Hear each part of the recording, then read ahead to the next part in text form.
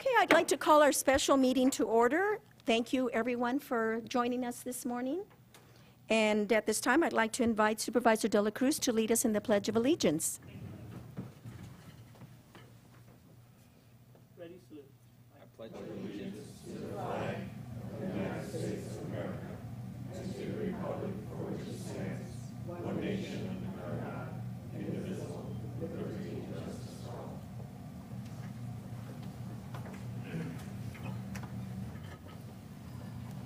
And if we could have a motion to acknowledge certificate of posting. So moved.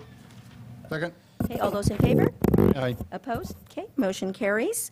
Okay, we're going to start a regular agenda, and today's meeting is really a preliminary meeting for our budget planning, and I'm going to ask our CAO to lead us in with item number 1, and that is in regards to the CBOs.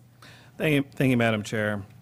On June 16, 2014, your board requested administration to reevaluate the current funding to the CBOs or community-based organizations. Soon thereafter, there was an ad hoc that was created made up of Chairperson Margie Barrios, Supervisor Jaime De La Cruz, Melinda Casillas, and James Riding Sword and myself. What transpired after that was a creation of an application, a change in scope of qualifications, as well as putting it out to the public to review. We did receive one more additional nonprofit organization requesting funding, and that is Amaya House, along with the 5 other standing nonprofits that we've had. And I'll go ahead and name those off: Community Food Bank, Advocacy, AAA Senior Legal Services, and Jovenis. The committee recently met on 4/22/2015 to actually evaluate the funding for fiscal year 15-16 and provide a recommendation to the board. Today, under the current guidelines that set forth, there's 6% that is put aside, or 6% of the projected sales tax that we put aside. This figure this year is about $105,000 for fiscal year 15-16, and that's an approximate figure. So attached in your agenda, your board will find the committee's recommendation. More or less, it is status quo with 2 nonprofits that actually increased in funding for this new year, and that is the Community Food Bank and the Emmaus House, and the rest were status quo. What I wanted to do is just thank the ad hoc, thank supervisors and staff for their efforts over the last year. It was a year process, and what I wanted to do is open it up to the ad hoc committee for any further comment, as well as staff, if they had anything else to add to that. Okay. I just want to say that I think the process was very well done. Melinda, thank you. I don't know if she's in here. There she is, who helped us put this together. I think it was a year ago where we started working on it, and thank Supervisor De La Cruz for his investment of time in making this go forward. And I think at this time, Jaime, if you, Supervisor De La Cruz, if you'd like to say anything, then I'll open it up to the public for comments. Thank you, Madam Chair. I just felt that, the committee felt that continue supporting status quo and give the opportunity to the Emmaus House to apply for some funding, and we're asking the board to consider including them under the allocation in light of them getting some funds cut back. We felt that it was very important to continue to support because of the services that they're providing in this community. Thank you, Madam Chair. Okay. And I certainly want to see that these organizations can leverage more dollars by our investment into their organization. So if there is anybody out there that can tell us that, I think that it's important for the public to know that you can leverage more dollars by our help. So at this time, I'll go ahead and open it up, unless the supervisors have. And I forgot to mention that Supervisor Botello will be here. He just had a conflict with another meeting, but he will be here shortly, so you know. Okay, so do we have speaker cards? Yes, we do. First speaker, Pauline Valdivia.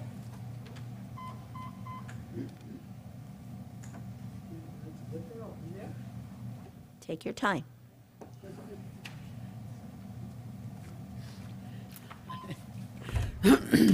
Good morning, everybody, Board of Supervisors. Thank you for giving me this opportunity. I'm Pauline Valdivia, and I'm the Executive Director for Jóvenes de Antaño, JDA, and the services we provide are for the elderly of our community. We have been doing this for, it's going to be 40 years next month. So I just want to encourage you to look at the, I got a copy of recommendations, and I think that's really great. I just want to encourage you to look at the recommendations, and hopefully you fund us. And of course, I'm here advocating for the elderly of San Benito. We are the only, I think, one of the largest nonprofit organizations that provides these services for our senior citizens in the community, which is Meals on Wheels, et cetera. So I just want to encourage you to reconsider this recommendation, and I want to thank you for your work, and I want to especially thank you for your continued support on behalf of my board of the board of directors and myself, and of course the people that we serve, our elderly of this community. That's all I wanted to say, not unless you had any questions. Any questions from the board? Okay. Pauline, thank you. Thank you very much. Thank you. Maria Thomas.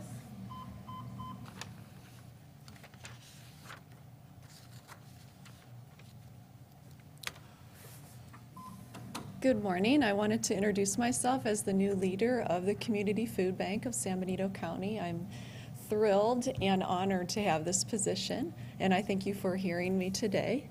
Our budget for next year is about $720,000, not including the cost of the food and the value of the food. So we do have a large budget, and we fund it with quite a mix of income from all different streams. We have, of course, government grants. We have foundation grants. We have a large pool of individual donors, corporate donors, organization donors. And then we have our own operational income sources where we have programs that actually bring in an income for us that we can use also. Your funding would go towards our senior brown bag program, which we serve about 900 seniors every month. And what they overwhelmingly tell us is that they have difficult decisions to make at the end of the month, basically whether they're going to be able to buy their medications or buy their groceries. And because of our program, they're able to do both. And so they're always very grateful for it, and that is what you are a part of. So thank you. And on behalf of the Community Food Bank, I thank you and our senior clients. Well, welcome. Welcome to you. San Benito County. It's good to have you. Thank you. And I have a question Yes. on, I know seniors, a lot of them are not as mobile as they have been in the past. Are you able to deliver some of these brown bag, groceries, or do they come We to do. the? Yes, we have both programs. Some seniors come to the warehouse. It's about half.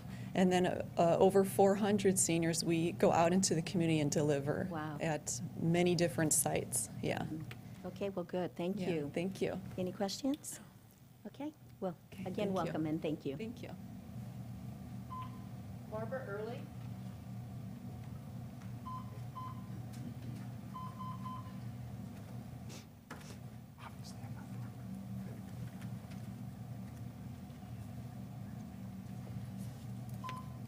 Good morning. Good morning. I'm here on behalf of Emmaus House, and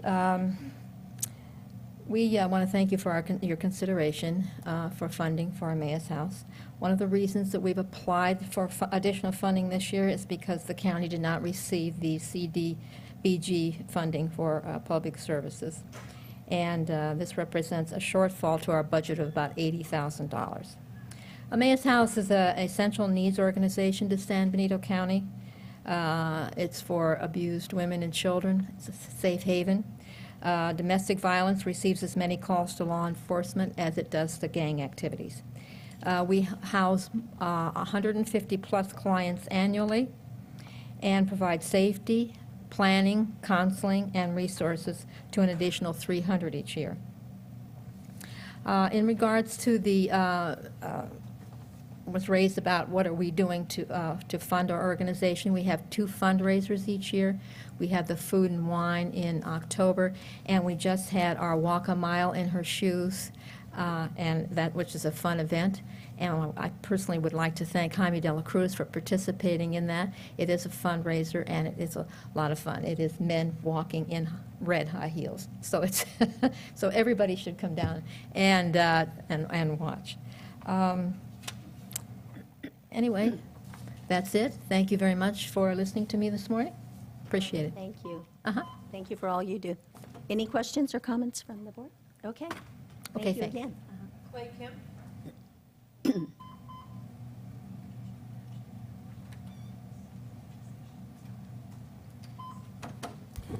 Clay Kemp, Executive Director of the Seniors Council. And as always, I just really want to thank the board for their support. Your funding and a proportional amount from Santa Cruz County allows us to pull down $1.8 million in state and federal funds for services. We allocate 25% of that to seniors in San Benito County. The role of the Area Agency on Aging is kind of a quasi-government role. This board knows this story very well, so I don't want to belabor that point. But one thing I do want to do is share some of the things that we've been working on this year and that we will work on that you'll hear more about next month. We've been leading an effort to refund the Older Californians Act. Right now, there's a proposal that's trying to work its way through the legislature. So far, so good, to restore and add $37 million in funding for seniors that was lost in 2008 in the budget crisis the state faced. So, we're your advocates in that effort, and we're very active in playing a leadership role in seeing that happen. Some of the programs that would be augmented by that are the Brown Bag Program, our own nutrition, or Jóvenes de Antaño's home-delivered meals would be part of it, along with a variety of other programs. So we think this is a real essential role that we play in the community, and that all of you, both the electeds and the audience, should know about, that we really are not only a deliverer and funder of local services, but we're an advocate statewide as well as regionally in making sure our frail seniors have their needs met. The other thing, just briefly, that I'll share is every 4 years we do a needs assessment for seniors. We're going to kick off this 4-year cycle in May to celebrate Older Americans Act, and surveys will be going out, both hard copies and an online version. So we really want anybody who's a senior to fill that out so we know what the needs are in the community, and then we can target our services appropriately. We will share that with the board. We could even do a presentation once it's done. We're talking many months from now, but it is the driving force behind who we fund, and it makes sure that our dollars are used effectively and that we're just not randomly throwing programs out there. So unless there's questions, I'll just, again say thank you to everybody. Okay. Well, thank you. Okay. Any other speaker cards or anybody else that would be interested in speaking regarding item number 1 on the agenda? Okay, I want to thank you for your comments. And what I would like to recommend, Ray, at this time, and I know Emmaus House had asked for $15,000. They did lose the CDBG grant. If there are additional dollars that come in sales tax that could make them whole on the $15,000 that was requested, I would like to recommend that we do that, if at all possible. So I don't know if that's It's something up to the pleasure of the board, Right. and if the funding, if we do see an increase, then we could probably adjust that during the year. And the difference is $2,500, and I would like to see that happen if, like I said, if those monies do happen to come in a little higher than anticipated. Any ideas from the board at this time? Any objection to maybe doing that? Do we need a motion? I don't know if at this time we need a motion, just direction probably, and see as the numbers come in, maybe we can vote on it when the time is right, if the numbers are higher. Yeah. But just would like to. And for clarity for the board and for the public, this is just an open discussion, Right. but it's a recommendation. What we're going to do is we're going to actually transpose these numbers to the budget Okay. for our June 15th budget hearing meeting. So if there's any discussions or concerns with the dollar figures or what the recommendation was. Okay. Obviously, what you're bringing up, we can look at that when we get closer to the budget time to see if there's any additional funds, or we can look at amending that figure if sales tax actually do increase during the year. We can address that Well, that time. Okay. I do have a question then, Madam Chair. What's it? Ray, these projections that we used to work on, that was based on what we assume is going to be for the fiscal year 15-16, correct? That's correct. And when we decided to come up with that number, was it a couple months ago? Was it a couple weeks ago? Melinda can actually define that a little bit more, but it's basically, I don't know, Melinda, you want to go ahead? And the reason I asked that question is because it's all about timing. Because if we conservatively budget a low figure of sales tax, and then, Madam Chair, we will reach that $2,500 difference. We will. Okay. I'm pretty sure that, based on past performance of how we've been experiencing our sales tax in light of, and then also the economy is beginning to pick up. So I'm pretty confident we will reach that $15,000 request from the MLS House. Okay. And, Melinda? Yes, so the 105,000 is the estimate based upon last year's sales tax that we collected and deposited into the general fund. Again, the budget is preliminary, and so if that's your direction, is to look for an additional $2,500, I can, whether that's through quite through sales tax, or we have some other, when the budget's all put together and we show we could put another $2,500 towards Amia's house, that'll be your direction to me to do that while I'm putting together the budget. I would like to see it stay tied in to the sales tax so that we don't, Correct. we don't change that process. But if that comes in at a higher number, then if you would consider putting in the additional 2,500 if it looks like Okay, the numbers are going to be higher. okay, That's Yep, would be absolutely. what I would like to Yeah. see happen. okay. Okay? All right, All right, thanks, Melinda. okay, thank you. All right, we're going to go ahead and move on to item number 2, CAO Espinosa. Thank you, Madam Chair. This item on our agenda is really an item for discussion today.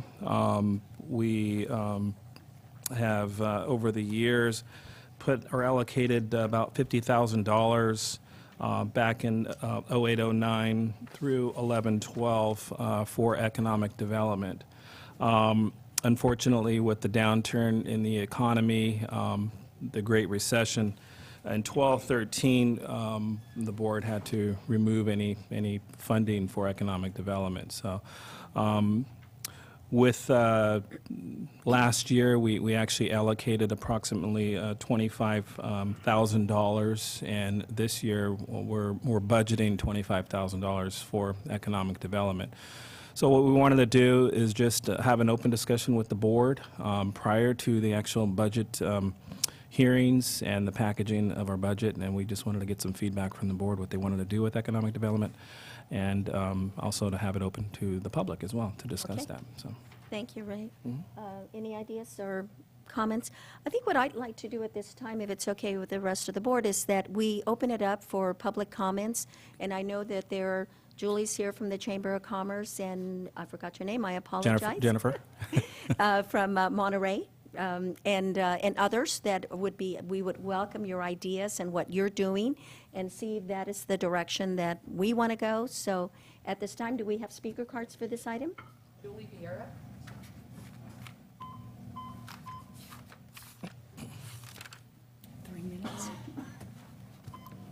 Good morning. Good morning. I know I only have 3 minutes, so I'm going to read quickly. We'll give My you name an is- extra minute. Okay, but we'll have to do for the rest, though, so. My name is Julie Vieira, and I'm the new president and CEO of the San Benito County Chamber. I started in October. I am here to give you an update on the efforts of the Chamber on tourism for our community. Travel is a $117 billion industry in California alone. It is responsible for over 1 million California jobs with earnings of $38 billion.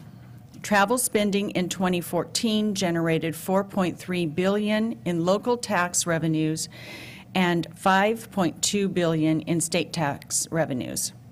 In June of 2014, the City of Hollister set aside $50,000 of TOT funds to promote San Benito County as a tourism destination. On February 2nd, 2015, the Chamber was given the task of administering and developing a tourism plan.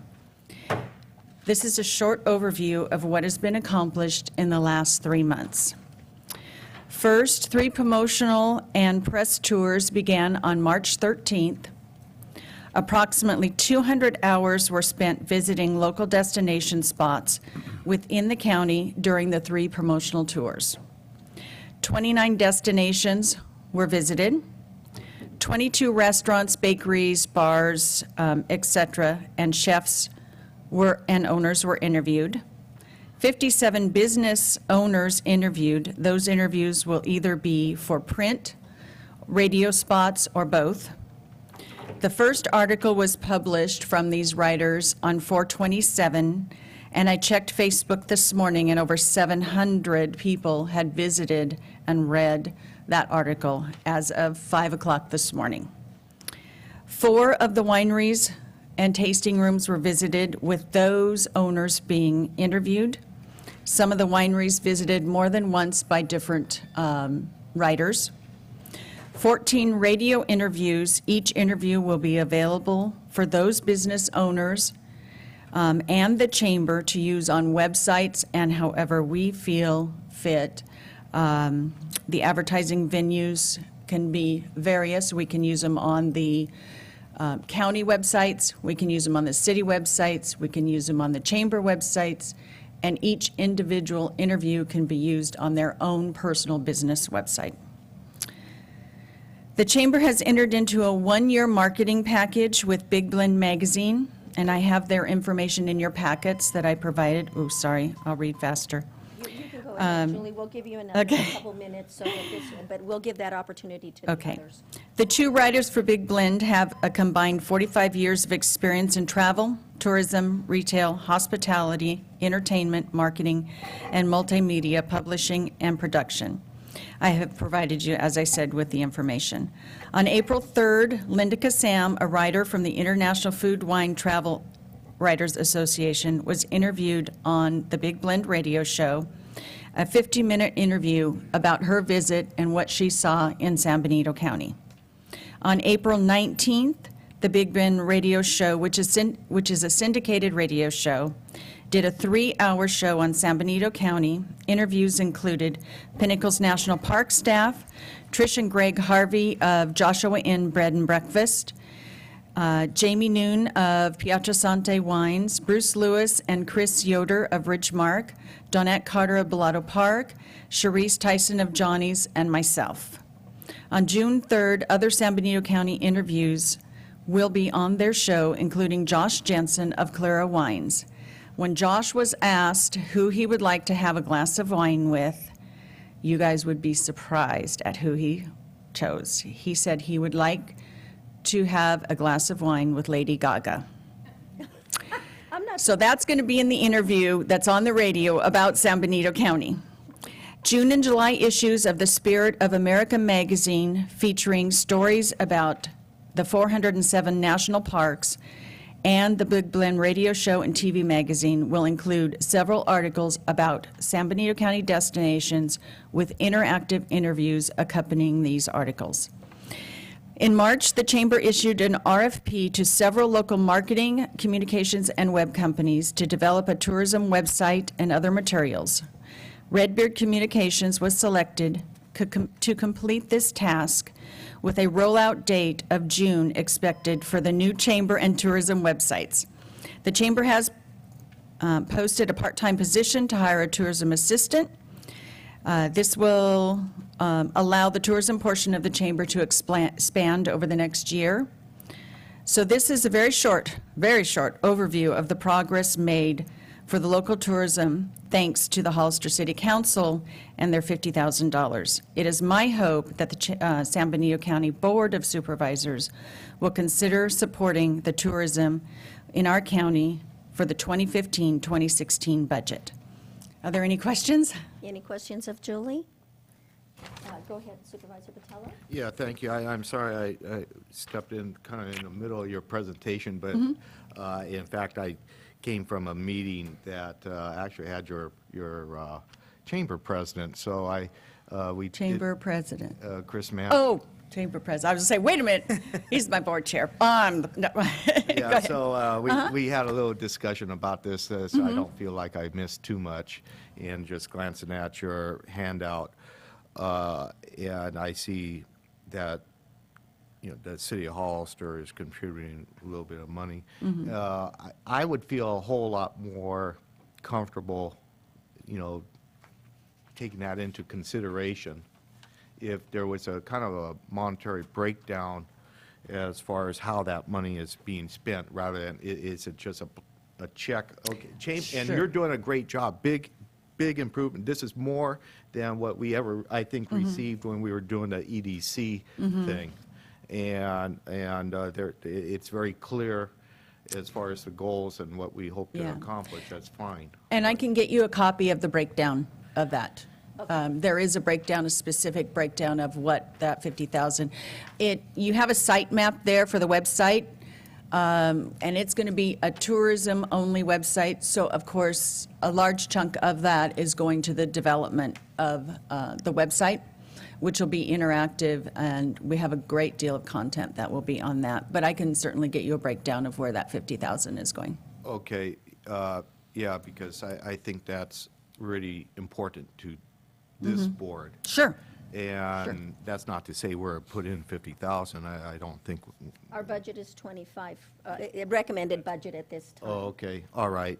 And that's pretty reasonable. That's a good starting point. But an issue for me, and this is our fault, is that we had a ballot measure at last election for a TOT tax that could have gone a long ways to help funding this, because what we're end up doing is taking money that from other programs and other needs in the county, and hopefully it's an investment. I recognize that, and we'll be more successful this time around than what we've been in the past with economic investment from this board, is that the next time we have to do a better job as a board to get this TOT tax passed and have the business community and the stakeholders more behind it and understanding what the benefit of this money will I agree. do A lot for of it. people didn't understand what TOT meant. They had no idea. Yeah. When they were voting. So I agree with that. Yeah, and you know, it's a discussion that I think we should take another crack at it again, and really the stakeholders need to be up and really progressive about Yeah. moving forward with this, because we need that revenue to be self-sustaining. Yes, we do, and I think you're absolutely right. We needed to do a more proactive, have a more proactive approach to that item on the ballot, and we didn't. So, Julie, if you could send that information on the on the breakdown of where the Right. money went, I will. and also possibly some ideas on where, if we supported your efforts, how Where it would go. our money would be spent. Sure. And send it to our clerk of the board, and then she can forward it to us. Okay. Any other questions? Madam Chair, just more of a comment, I guess. I'm using the internet more and more, and I always look for comments, kind of leads me to where I want to stay. And actually, I see Joshua, I'm sure he's the hotel bed and breakfast out there. Joshua And- Inn? Yes, and actually, my wife and I, we're booking our anniversary vacation, and we're actually going to stay 3 days at a small bed and breakfast because of him. And it was because of him, how, he convinced me that it's a good option. It's traditionally away from a regular hotel, and we're actually looking for it. And the way we were able to come up to that conclusion was information. information and internet information and partnerships. And I think we need to start working together with the San Bernardino business and the community to ensure that we want to showcase our businesses. It's true. The writers and that came said that we have so much potential here. They came from Canada, from Yuma, Arizona, and from Temecula area, and they had never been to San Benito County. They were amazed at what we have here to see and all the different. Some of them are coming back in September just because they did not have enough time to write about everything and see everything that we have in San Benito County. Wonderful. So it's really taken off, and I think going forward we can only improve and grow towards our tourism. Hey, tourism brings jobs, jobs bring money, tourists bring money. Hey, we want them to spend their money here and then go home. So that's not our tagline, but that's the idea. I would hope not. Any other questions? Okay, another question from Supervisor Hi, Rivas. Julie. Yes, Thanks for hi, the good morning. presentation. We really appreciate it. And so certainly there's a lot of other organizations here in the community. Sure. You know, you have, you had the Vision San Benito that, you know, they did a number of things here a couple years ago and had a whole bunch of stakeholder meetings. You have the Downtown Association, obviously. Is it safe to say that when we talk about tourism, that you guys have a specific plan in place? We do.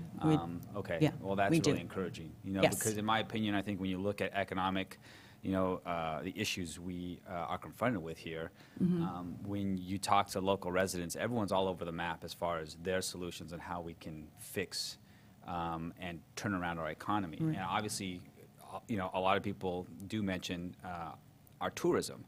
But there are a lot of aspects of our economy that you can look at and say the same, you know, ways that we can turn things around. And so, I mean, obviously, the money we have is extremely limited, but certainly Right. we want to stretch that as far as we can. Yeah. And so if, you know, and, you know, I think that's the discussion we have to have as a board is what are our priorities? Is it tourism or is it, you know, another area? Right. Well, I hope that you will consider buying in like the city did and help us continue the program. I mean, it's definitely a revenue source that we can tap into for this community. So I will be happy to give you the timeline. We have a timeline all the way through the end of the year. So I will be happy to To get add that. to that Yes, information. Supervisor I will get Munson? that to you. I knew I only had 3 minutes, so I couldn't bring everything. I know that. But Supervisor Munzer has a question. Okay. Or a comment. It's a negative comment. I'm having a hard time buying into this, because last year, when we asked the tourism industry to support us on the DOT tax, as Supervisor Patello mentioned, we did not get that support. When we went to the tourism with the idea of a T-bid, we were fought. And now, it looks like you're here, and I know you weren't part of it then. I wasn't. You know, you're here wanting us to take money from general fund and put towards this tourism promotion when we weren't helped last year. And it's not sitting well with me, I'm sorry. Okay. All right, but we look forward to getting more information Okay. from you through the clerk of the board, and this way it'll give us a better feel for what, you know, more discussion, maybe more questions on how we can move forward and make a decision on how we Sure. want to spend our limited funds. Okay, Thank you, great. Julie. Thank you. Okay. Marty Richmond. Oh, shoot.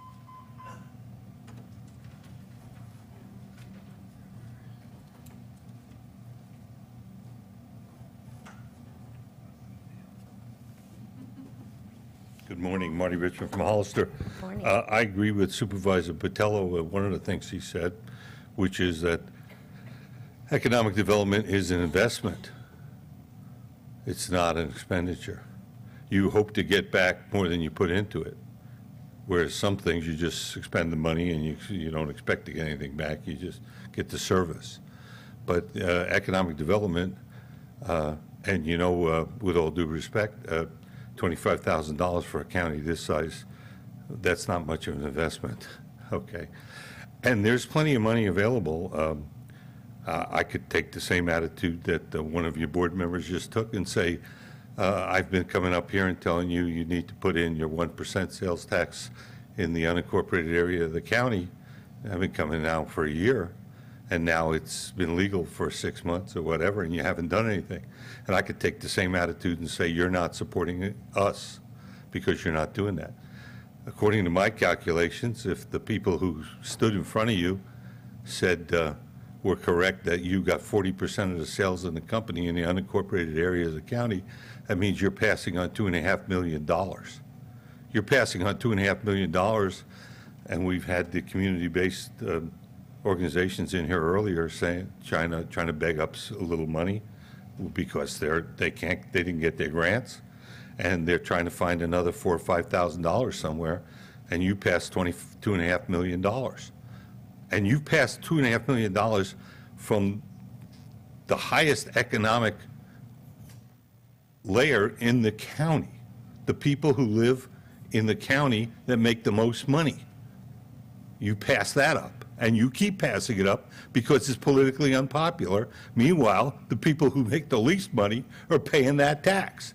And until the day I die, I'll never understand why a poor person in Hollister has to pay $300 more for a car bought in the same county than a rich person who's out at Ridgemark or in Cella Vista. I don't get it. Well, I guess that's politics.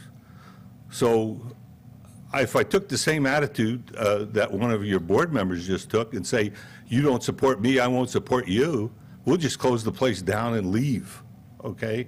Because no one will support anybody. Thank you for your time. Thank you, Marty. Bruce Lewis.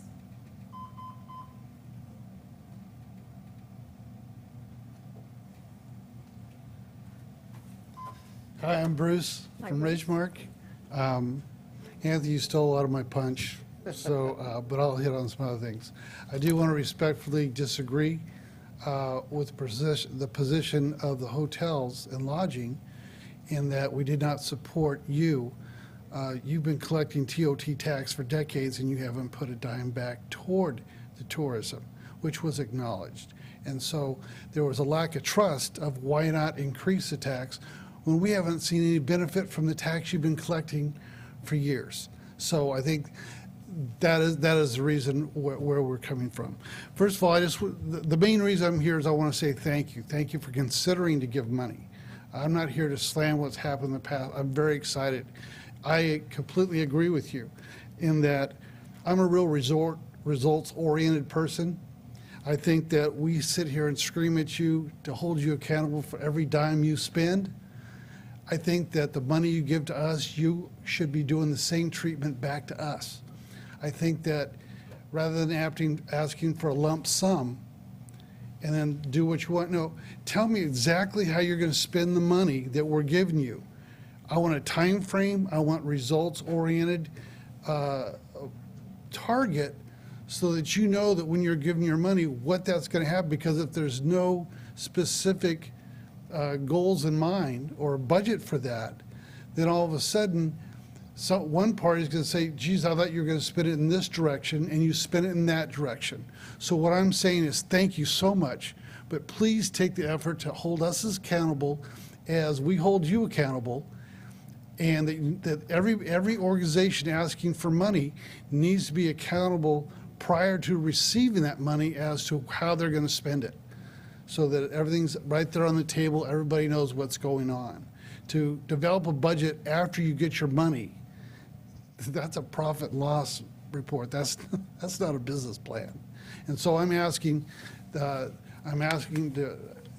the process of saying thank you, please hold us accountable for the direction we're going, because there's no such thing as a free lunch. You've got to be held accountable for what you're asking for. Let me just take a look here and see what it's. I think that I'm a little off order because, Anthony, you hit everything I was going to ask for. So I hope you understand my position, that of everything I've said, thank you so much for looking to give the money. Whatever we get, we should appreciate and we should be held accountable. I believe in tourism and economic development. Our lodging, and what I also have to say is that regarding the TOT tax, is that I don't see any other business in this county that has a sign up saying for locals only. Everyone should be taxed. I don't have a problem with us getting taxed as long as everyone who's benefiting from tourism is taxed. Thank you. Thank you. Jennifer Dossett.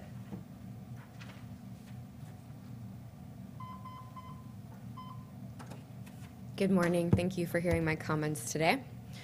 My name is Jennifer Dossett. I am the president of the Monterey Bay Economic Partnership. And it is my job to create an actionable work plan that will result in measurable impact for the Tri-County region. The Monterey Bay Economic Partnership is a regional nonprofit. We are a 501c3, a membership organization consisting of public, private, and civic entities located throughout the counties of Monterey, San Benito, and Santa Cruz counties. Our mission is to create a thriving region with quality jobs, excellent education, and a high quality of life for all residents while preserving the natural beauty and healthy lifestyle we all share.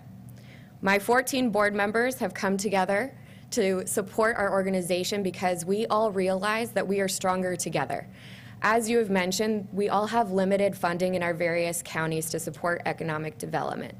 If we work together and use successful case studies from each of our cities, we have a greater chance of success. So 4 ways in which we are delivering to our target audiences and to our members are: 1, we foster job creation and expansion by keeping businesses here and also by attracting new businesses. We catalyze opportunities for the region by enabling jobs and businesses that are already here. And we also forge new pathways by supporting new initiatives that support economic development and our environment. Lastly, we bring people together to find solutions at our 2 regional economic conferences. We had one in January, the Economic Summit held in Seaside. And it was one of the first times we saw people from every county, from every industry, coming together to have a conversation about how to have a positive impact on where we live and the communities that we support. One initiative that I am really passionate about that I'm working on this year is creating an integrated database. We all use data, whether it's to get more funding or to show what's happening in our region, what has happened over the last 10 years. If you want to know what's happened with tourism, my data scientists can draw up some amazing graphs for you so that the staff of our nonprofits and our city organizations don't have to use their time doing it themselves. So as a central data depository, we will have standardized information for everyone to use, free of cost. With the support of our members, our staff is able to bring together this database. Your funding, if you select to be a member of our organization, will go toward our staff of 3 and also toward our regional conferences. My board of directors just selected 2 issues that we will focus on this year. It's my job to create an actionable work plan. Is that okay? A little bit of time. Okay, thanks. It's my job to create an actionable work plan on these 2 issues my board selected. The first is creating tech ecosystems in our region, and the second is workforce development. So every member that's a part of our organization will have an opportunity to give their input as to how that work plan will look. We're all used to people talking about economic development, but it's our job to actually put things into action. So I hope that you will support us. I'm asking for $10,000. Santa Cruz County and Monterey County are already on board with us, as long as several cities. We also have many private members on board. The only company that is currently represented from San Benito County is Marriage Confectionery. Brad Van Dam sits on my board. They produce 10,000 pounds of chocolate right here every year, and they're a family-owned business that shows they want to hire people here from San Benito County, and our workforce knows no county boundaries, and we want to support our communities. You answered my question. I was going to ask you if you had anybody from San Benito County sitting on your, board, and you said you did. Brad Van Dam, and he's is really on there. excited to get San Benito involved, and I want to make sure that San Benito is not left out of the conversation. Regardless of your decision, obviously, I will keep San Benito in mind in everything we do, but I really hope that we can have some more tangible conversations about what the needs are of your community as you consider economic development. Okay, and Jennifer, if you could do the same thing that we asked Julie to do, is to forward maybe your plan for the dollars that you're putting, or that you're collecting. And how Absolutely. you're going to use them. I know you gave us in general, but if you could have, we could have it in writing through the clerk of the board, that would be great. Yeah, And then absolutely. she could forward it to us. Supervisor Patel? Yeah, and on top of that, I'm not very familiar with your organization and what your successes were. If there's something that's in writing, just to educate myself as far as what your mission is besides what your oral presentation, it would be very helpful. Yeah, absolutely. I have some great case studies that I'll send you in terms of how we've made tangible progress in the area. And my other question, Jennifer, is every county paying the same amount, or is San Benito County, because our population is smaller, do we pay a lesser amount than the other two counties? Or does everybody pay the same? Everyone pays the same. We only have 2 tiers of membership. Cities pay $5,000, counties pay $10,000. Oh, okay, very good. Any other questions of Jennifer? Jennifer, thank you. We look forward to getting more information from your organization. I appreciate that you came out here to inform us, and we look forward to hopefully working with you. Of course, thank you. All right, thank you. Madam Chair? Oh, yes. Yeah, I'd like to invite Melinda Casillas up. She actually attended, was it the summit conference or the conference in January? So, Melinda?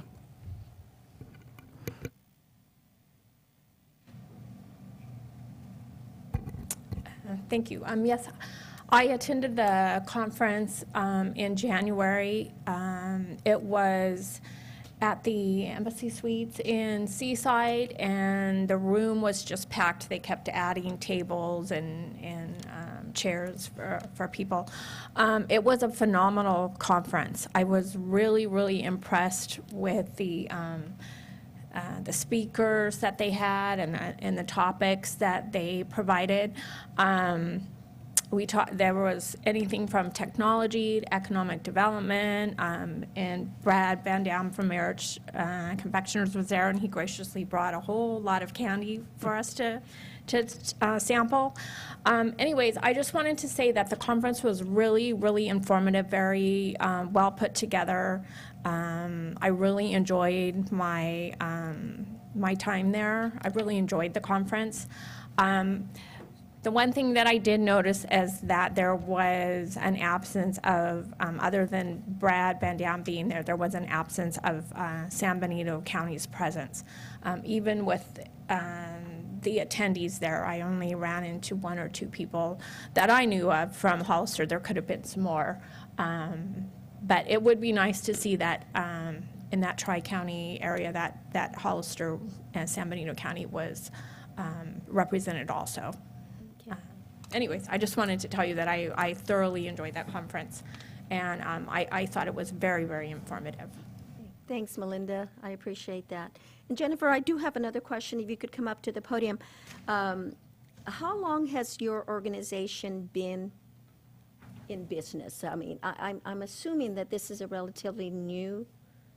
That's correct. And because I vaguely remember attending a meeting where maybe this was the beginning, and I really would like to know what you have accomplished. Like, and I want to say that it was in 2011. How long ago was it? We incorporated last year. Last year, okay. So this organization was really the brainchild of people in Santa Cruz and Monterey County. So Mary Ann Leffel from the Monterey County Business Council, along with Bud Colligan, a venture capitalist out of Santa Cruz, came together and said, there are so many projects that require regional support. Let's get together and do something about it. So they incorporated the organization last year in June. We applied for our 501c3 status in January and began operations in January. They stole me away from Silicon Valley to come and run this organization to specifically focus on the data component and bringing all the regional players together.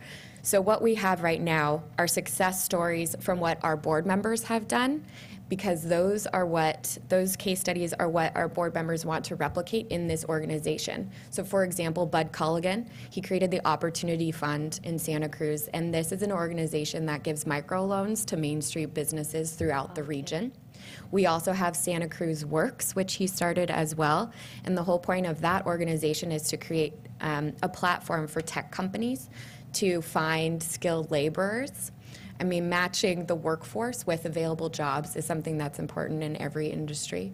And then Mary Ann Leffel has been involved in keeping a lot of businesses here. For example, Fox Shocks, you may remember, was about to leave the area, and we found state incentives to keep them here. Same with Monterey Pasta. They were about to move their operation from Monterey up to Oregon State, and we convinced them to stay here, keeping about 240 jobs in the area. Okay. Well, I remember attending a meeting at the Monterey Airport, and I don't know if that was the beginning of this brainchild that. Probably. I want to say that it probably was. So Supervisor Botello, you had another question? Yeah, so listening to that, do you work with workforce development in Monterey County or Santa Cruz County? Is that how you develop and identify appropriate work for people and businesses already, or is that something that you're doing now? So right now I'm developing the work plan because one of our areas of focus this year is workforce development. So I'm working with the counties, and then they're directing me to the appropriate parties, and the Workforce Development Board is a critical part of that. Even just looking at their data, everything's being analyzed in-house, so that's one way we're going to help those organizations. So from the private sector's needs of a particular training level to, maybe what we're interpreting on the government side of what's, what the programs are, you're meshing that together, I assume? Absolutely. Well, on my board is the president of CSUMB, President Eduardo Ochoa. And as you may have heard, they have partnered with Hartnell to do many workforce training programs, and they're also launching an ag tech major in 2017. So we're already working with these education institutions to create programs to train our workforce where we see blank space. Brad Van Dam was just saying, I need more workers for these specific jobs, and we're looking at how we can train our available workforce for those positions. Right, because that's changing. Exactly. Yeah, thank you. Thank you. Jennifer, thank you so much. Any other questions? Okay, we appreciate your information and look forward to getting more through our chair. Absolutely. Through our clerk, rather. Thank you. Any other comments from the public?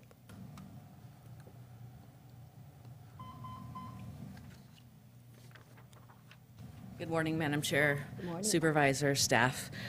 Christina Chavez Wyatt, San Benito County Business Council Contract Executive Director, President Farmhouse Communications, a Director of 33rd Agricultural District, San Benito County Fair, and the third representative of San Benito County at the Regional Economic Development Summit from MBEP, which one of the findings that I found in attending that Regional Economic Development Summit was the desire of young folks to be living in a community, investing in a community, and forming businesses in a community. They look for a vibrant downtown atmosphere and a high-quality elementary education for their children.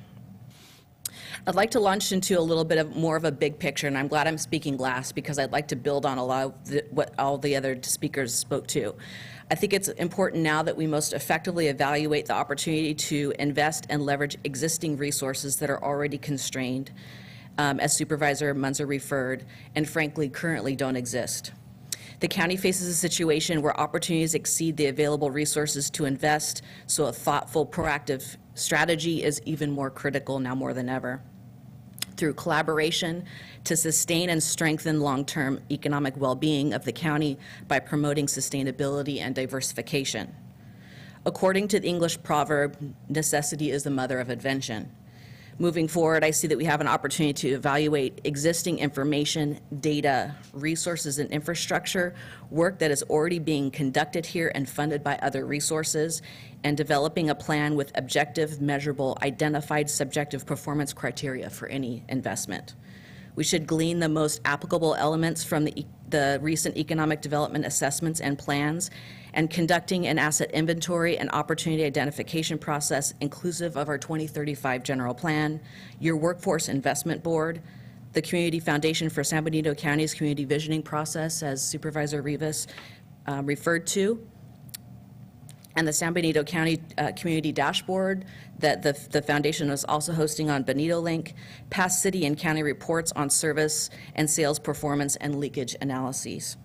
We must recognize most recent economic development work conducted in the region at a cost of hundreds of thousands of dollars, including the City of Gilroy Economic Development Strategic Plan, the City of Salinas Economic Development Element that was just lauded by the American Planning Association with Award of Excellence, the work of Stanford Research Institute International for the Monterey County Economic Opportunity Committee that was just released this February, opportunities, as Jennifer referred, with the Monterey Bay Economic Partnership, which I would recommend an investment. The Ballet report that was done by the Business Alliance for Local Living Economies here in 2005. I don't know if you all remember that one, but it also included a reference to investment in our resource recovery park, which I know is a strategic objective of the county. And I'm giving you a little more time because I did Thank with you. the others. Thank you. The performance of the Chamber and Visitors Bureau on their work on the Memorandum of Understanding with the City of Hollister for their $50,000 tourism investment, just that we can evaluate with an increase, see an increase in sales tax, occupancy rates in our hotels and TOT, and desired tourism market penetration, PR, feature columns, and referral codes, et cetera. It's also important to note the Economic Development Corporation of San Benito County is also generating new steam with the resolidified foundation and emerging focus, and the role of the Business Council as an active convener of the public, private, and government sectors. Utilizing a program outline that's been effective in neighboring communities, I recommend the formation of an Economic Opportunity Committee that can review economic development, develop an overreaching vision and strategy for the county to pursue economic growth in ways that are both sustainable in the sense of duration, as well as resource preservation and cultivation. The committee will need to make a strong case in favor of increased collaboration and cooperation among stakeholder groups, as referred by Supervisor Botello, and partnerships, as referred by Supervisor Dela Cruz, with regular communications and meetings with local government representatives, business groups, and other key players, which will facilitate communication and engender greater collaboration amongst those parties.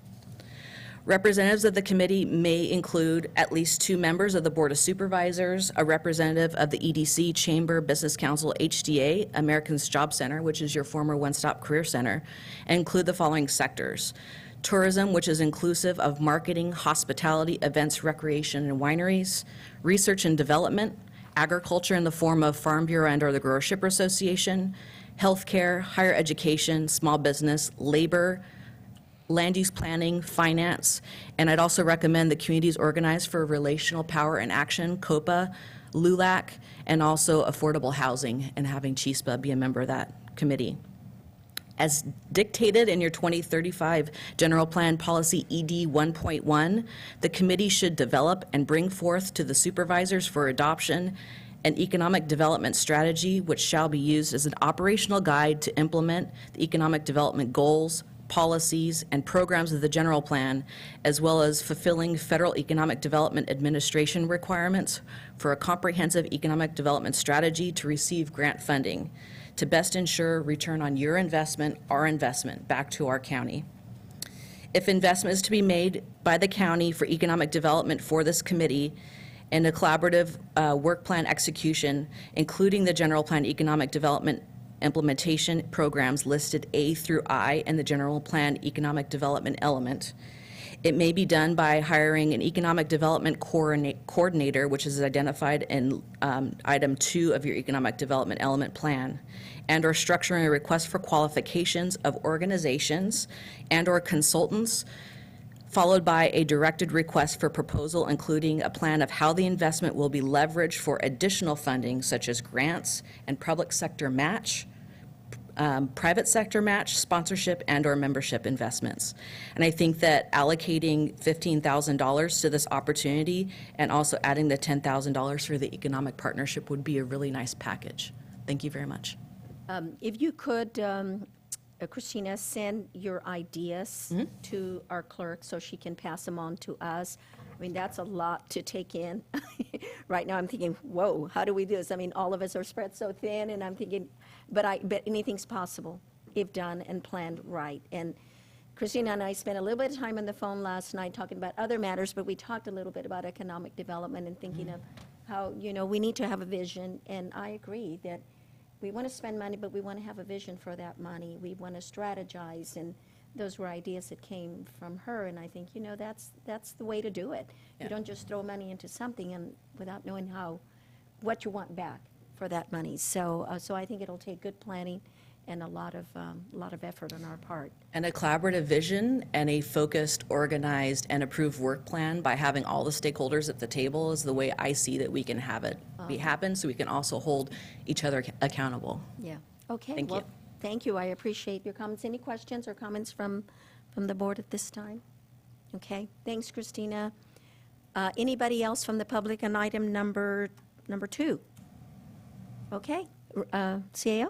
Yeah, like in closing, I did want to highlight for the board and for the public, one of the downfalls in our community has been technology. Even though we're so close to the Silicon Valley, it's been difficult to bring fast internet and those types of things in our community. Fortunately, we have been working on that this last year. We actually did a fiber install, our own iNet, so to speak, and we have fiber going out to our industrial park area, which they have been sorely lacking technology out there, fast internet. A lot of folks actually have to go to other places from their businesses to do fast communication, either video conferencing or sending large files. So we have that. Sarah and IT are currently working on that, also working with the city as well to actually get the last mile in to some of those industrial facilities. So I just wanted to let the board know that we have been tackling that from a county perspective, and hopefully we'll get something on the ground soon for some of those folks out there. Mm-hmm. Okay, thank you. Thank you so much. And Bruce, I want to say thank you because I know that there is we have to do a lot of work in building the trust that the community expects. And I think they deserve to be able to build that trust, to have that trust, and that if we say we're going to do something with the money, that plan gets carried out, and that we can show them that, yes, these are the results of what we did with your money. So I appreciate those comments, and I think that we're working towards that end. So, okay, thank you. We'll move on to item number 3. And CAO, if you could lead in. Thank you, Madam Chair. Yes, the next 2 items are going to be presented by our auditor controller, Joe Paul Gonzalez. The first one on item 3, he's going to be discussing our OPEB and ARC liabilities. He has a PowerPoint presentation, I believe, for both items. So he'll spend a minute or so here just pulling the computer up. And yeah, Joe Paul. Good morning, Madam Chair, Board of Supervisors. Denise is passing out the PowerPoint presentation. We're going to use the hard copy. I hope members of the audience have picked up a copy of this presentation. It's in the back there.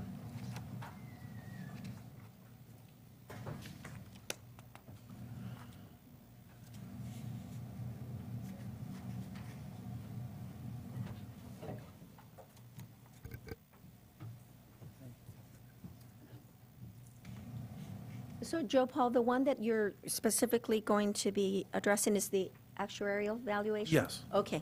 Yeah, that's item number 3. It's Okay. those, the other post-employment benefits, OPEB, is part of this presentation.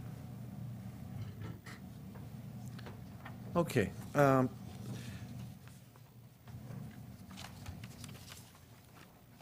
So the earlier, well, actually last year, as part of the negotiations strategy with the bargaining units, your board, as part of that strategy, agreed to have the negotiating team pursue health plan caps. And as part of those caps, there is a 70% cap on Medicare health plans that many agencies already have negotiated with their bargaining groups.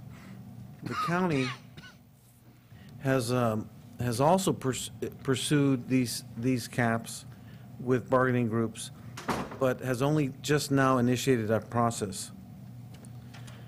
So this Medicare cap, which is a cap on what the county is going to be paying on behalf of employees and on behalf of retirees.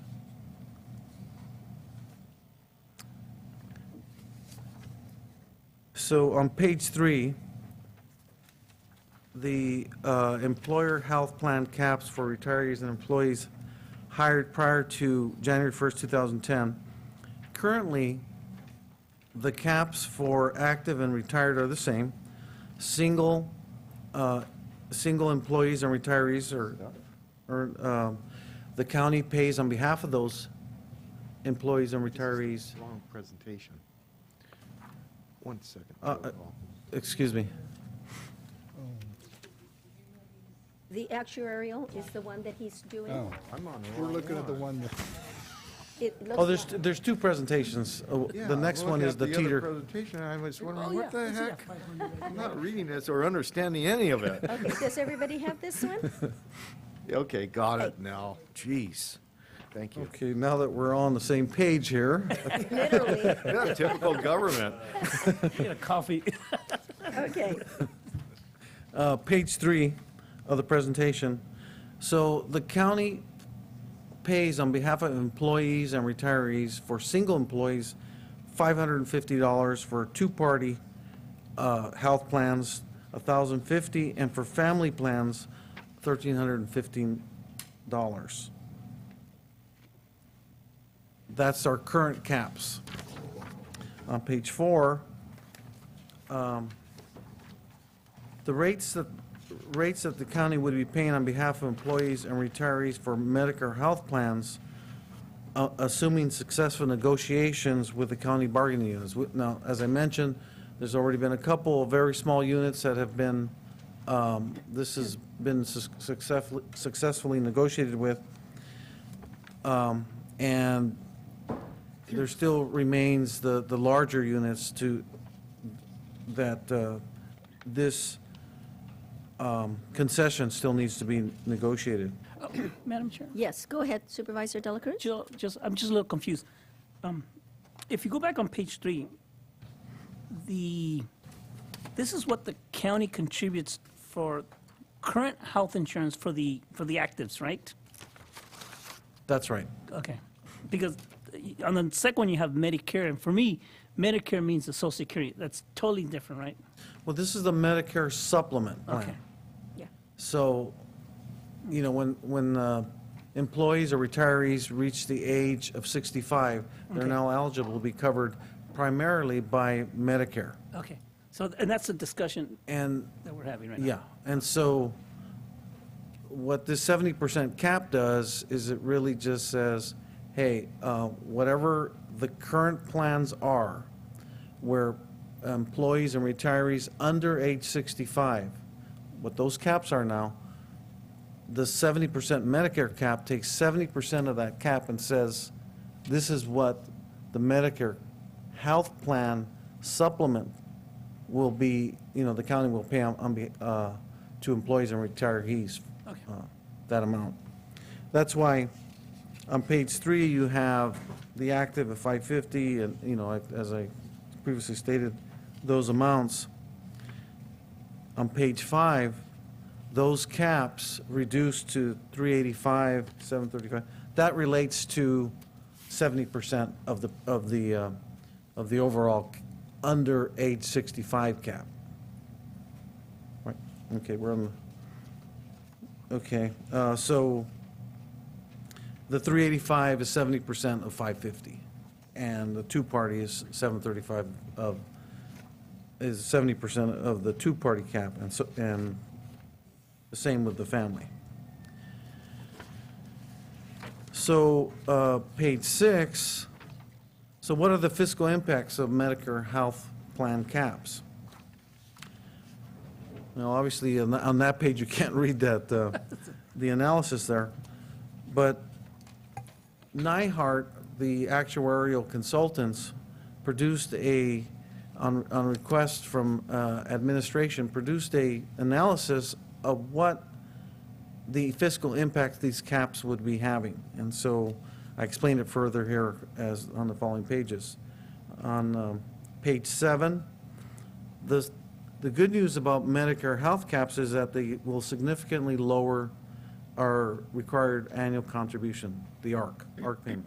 And will also significantly lower the unfunded actuarial annual liability that the county has with OPEB plans.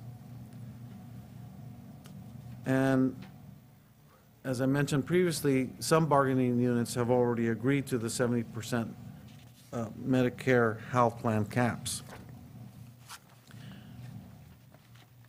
Madam Chair, Yes. if I go back, I put my glasses on 6. That's July 1, 2013, the Gatsby actuarial valuation. Is that the last one we've had, or? Yes. When is the new one coming out? Well, the actuarial evaluations are generally now required every 2 years. And this analysis was, it's kind of a what-if analysis, was done using that data. Because they already have, that's the latest data that they have accumulated. So, but we'll be looking at a new one probably in a few months, or? We will have to be conducting a new one, actually, very shortly. And do we figure that might change some of the figures we're looking at right now as far as our, liability to the ARC? Yeah, I'm going to be covering those in the subsequent pages here. Okay, thank you. Okay, on page 8, the ARC payment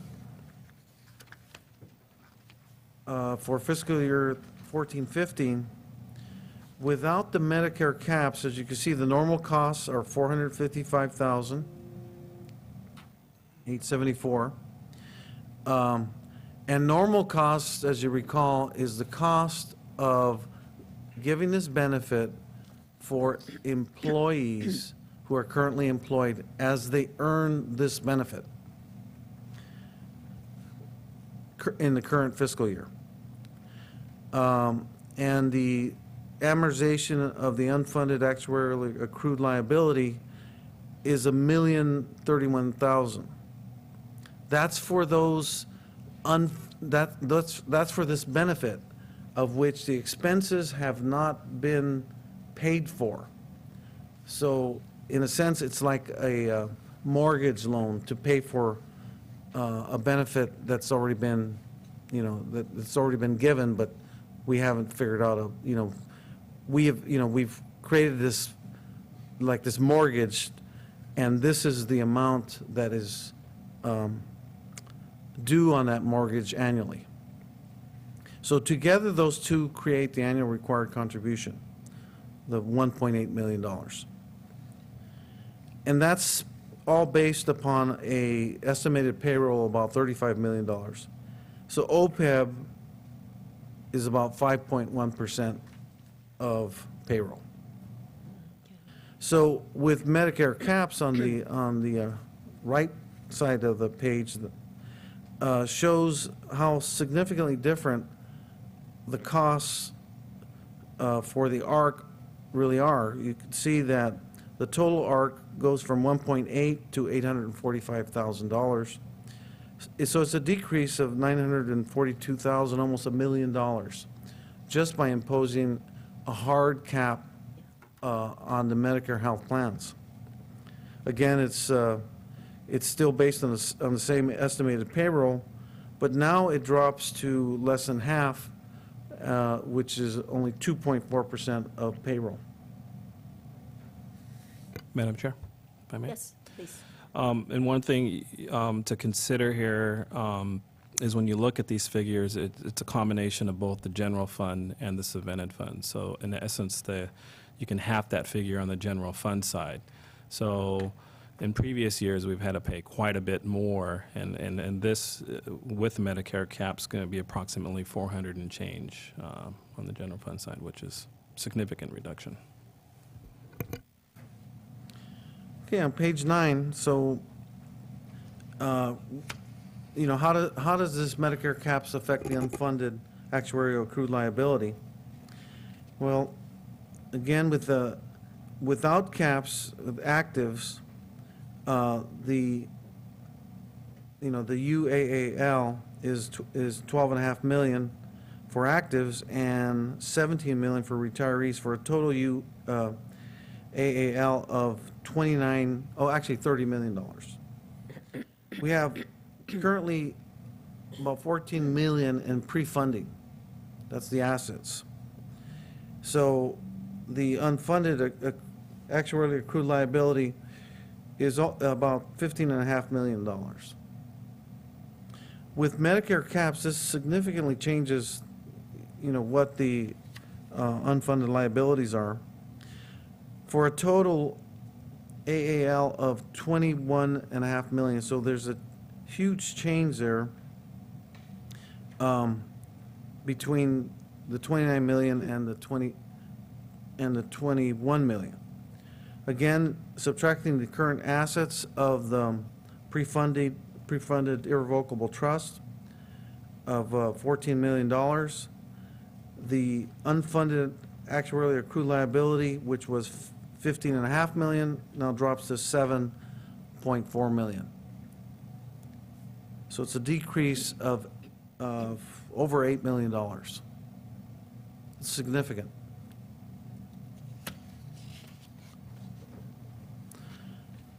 So somebody has to rain on the parade, and the bad news is that, of course, the bad news is that there's still a lot of work that has to be done through negotiations. The large groups, the SEIU, have still not agreed to these caps yet, but that's a process that the county has already embarked upon, the negotiation process. Kind of a big deal, the GASB, the government board that oversees all the accounting of, the state and local agencies, has announced that they plan in 2017 of issuing a statement similar to Statement 68 pertaining to retirement. And so what that means is that it's no longer going to be acceptable to simply use the discount rate that we have been using as our in our plans for the investment discount rate that we've been using in our plans. Instead, they're going to require that we use a much lower discount rate because the emphasis is no longer going to be on the revenue side of the plan. Instead, it jumps over to the expense side of the plan. And so it's much more conservative. It means that we will be seeing higher liabilities. And the other major change is with CalPERS itself. CalPERS currently has the irrevocable trust. They manage the irrevocable trust on behalf of the county. And all of this information that you just received was based upon a discount rate of 7.61%. But CalPERS has announced that they are no longer offering that percentage as an option for investment. As a result of the GASB's, changes, related to retirement, the CalPERS understands that they need to take proactive measures to be prepared for the eventuality of, in 2017, that there be a statement changing the rules with regard to financial reporting for OPEB plans. Madam Chair, Yeah, go ahead. I have a question too after you. Oh, okay, it might be the same questions. But, so, you know, taking into account the bad news, how do we work, you know, the savings on the ARC into, you know, our you know, our budget in the fact that it's a change in 2017 in all likelihood anyway, and maybe that might not be what we should be doing. Well, recall that those savings have not been achieved yet. Right. So. But we can't really call them savings until they are achieved. Well, that's right. That's why this is really a kind of a, you know, an informational, so that your board is aware of, you know, where we're at with the annual required contribution right now, and where we could be in the future if we are successful through negotiations.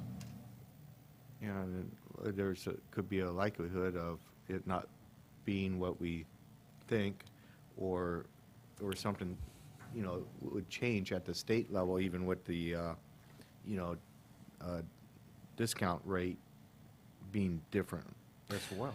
Yeah, so for, Madam Chair? I mean, Yes, please. So with the budget, we're not budgeting, you know, we're budgeting status quo. These are, when you look at the slide, I think it was page, this page here,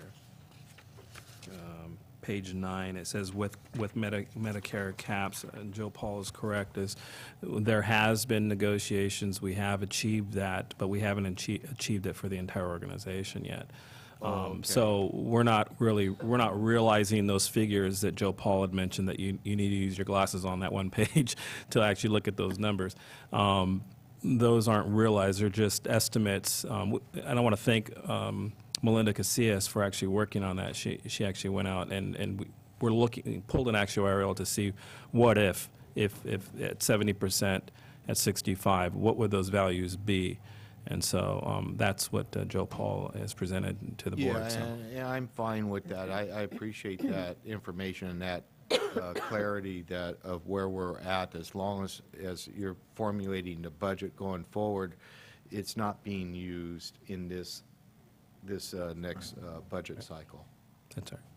Yeah, that's really two in the bush, but we're budgeting for the one in the hand. For the worst-case scenario. And Joe Paul, you mentioned that statement 68 is expected to come out in 2017. Yes. But are we expected to put that into place immediately in 2017, or will that come at a future date? We don't know yet what the implementation guide, it hasn't been released yet because they haven't So you done. really don't know? We don't know just know yet. that we're going to get that? Generally, they're in stages depending upon the size of the I agency. figured as much, because they can't impose that on you immediately. I mean, when the statement comes out, you have to have an opportunity to plan and be able to show that at a future. And recall too that, well, the GASB issues these statements as guidance. The board always has the authority to,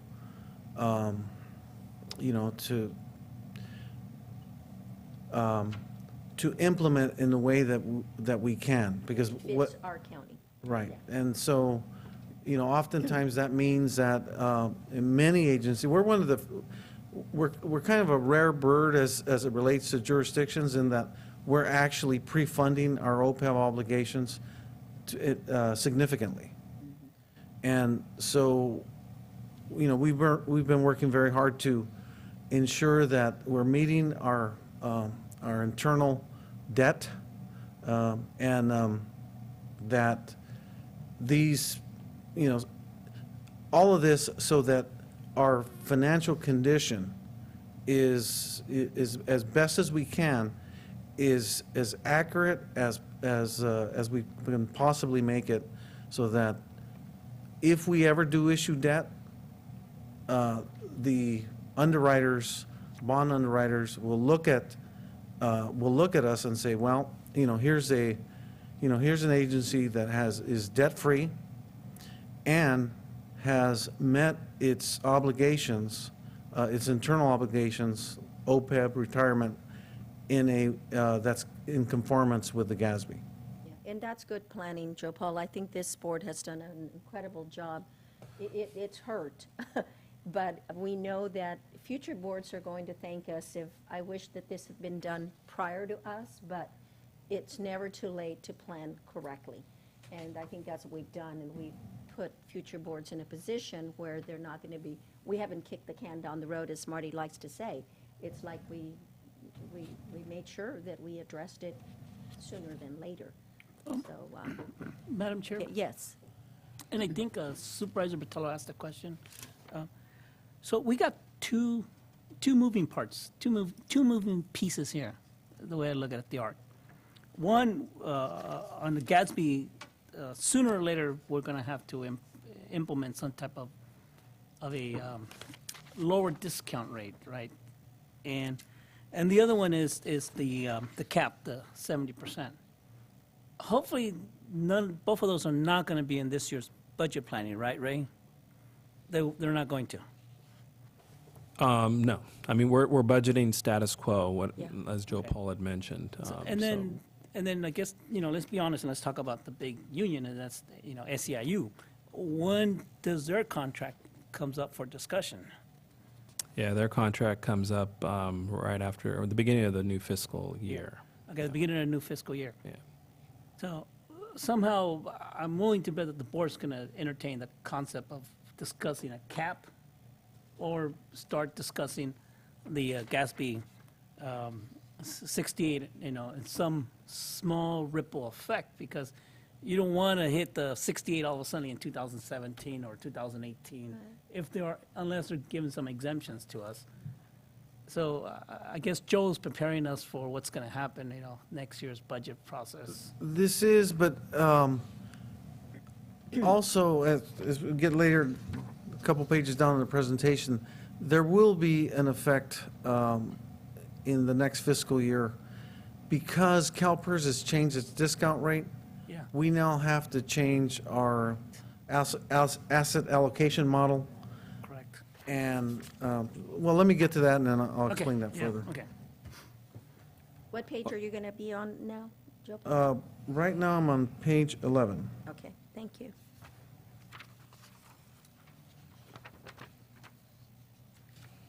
Well, I think we just got through page 11. We did, Yeah, yeah. okay, page 12.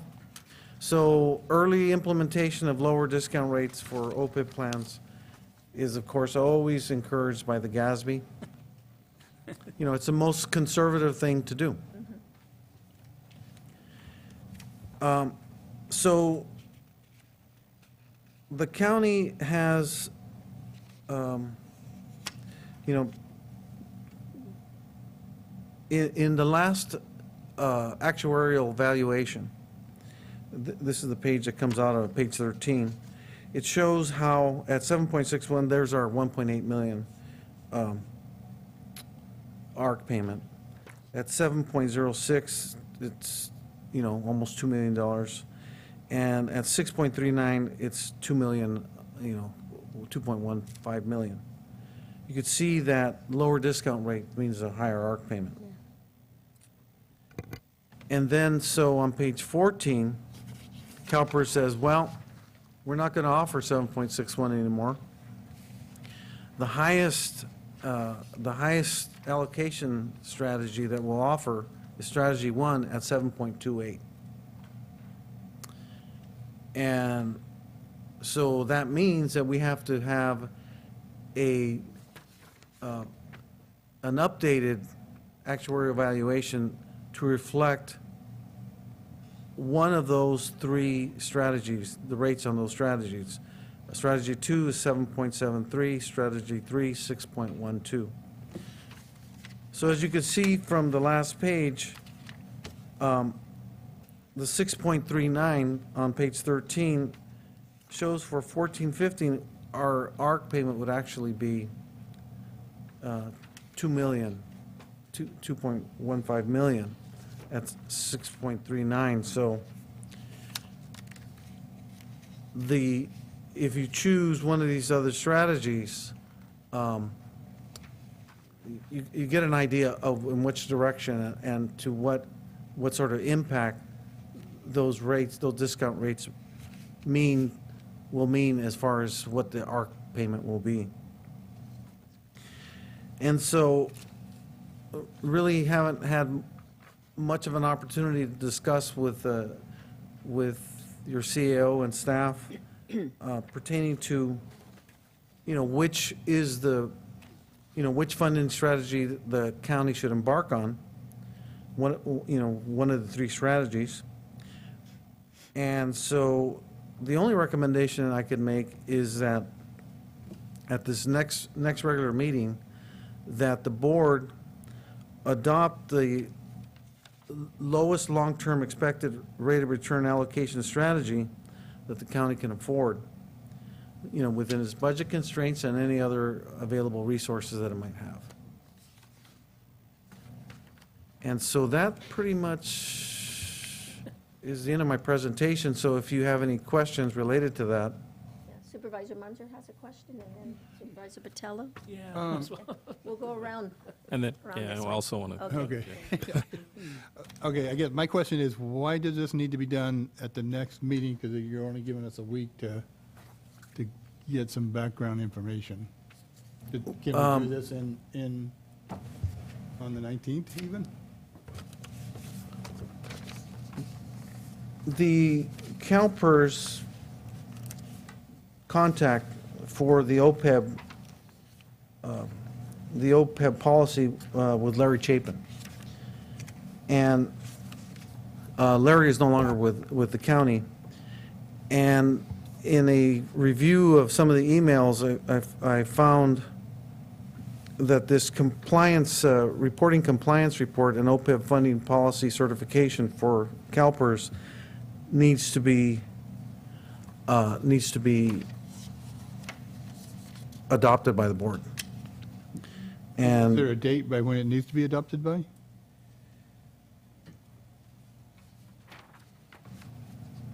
No, it's not on this letter. But it needs to be adopted prior to, prior to the 6:30, which is where we generally send our OPEB payment. We send it around the end of the fiscal year for this fiscal year. And my suggestion is that the sooner that we get this done, the better. And it's, maybe the next meeting is not enough time, not sufficient, but, and it may mean that the best that we can do is to pick the highest option, because it's lower than we're currently, the current discount rate. The 7.28 option would, we can always, every year we could change that strategy. And you'll give us, Joe Paul, numbers to relate to that percentage? Yes. At the next meeting, so that we can. We need to order that from our actuary to have, to have that, that dollar amount to match that percentage, so that we can know. those when- calculations have to be done by the actuary in order for us to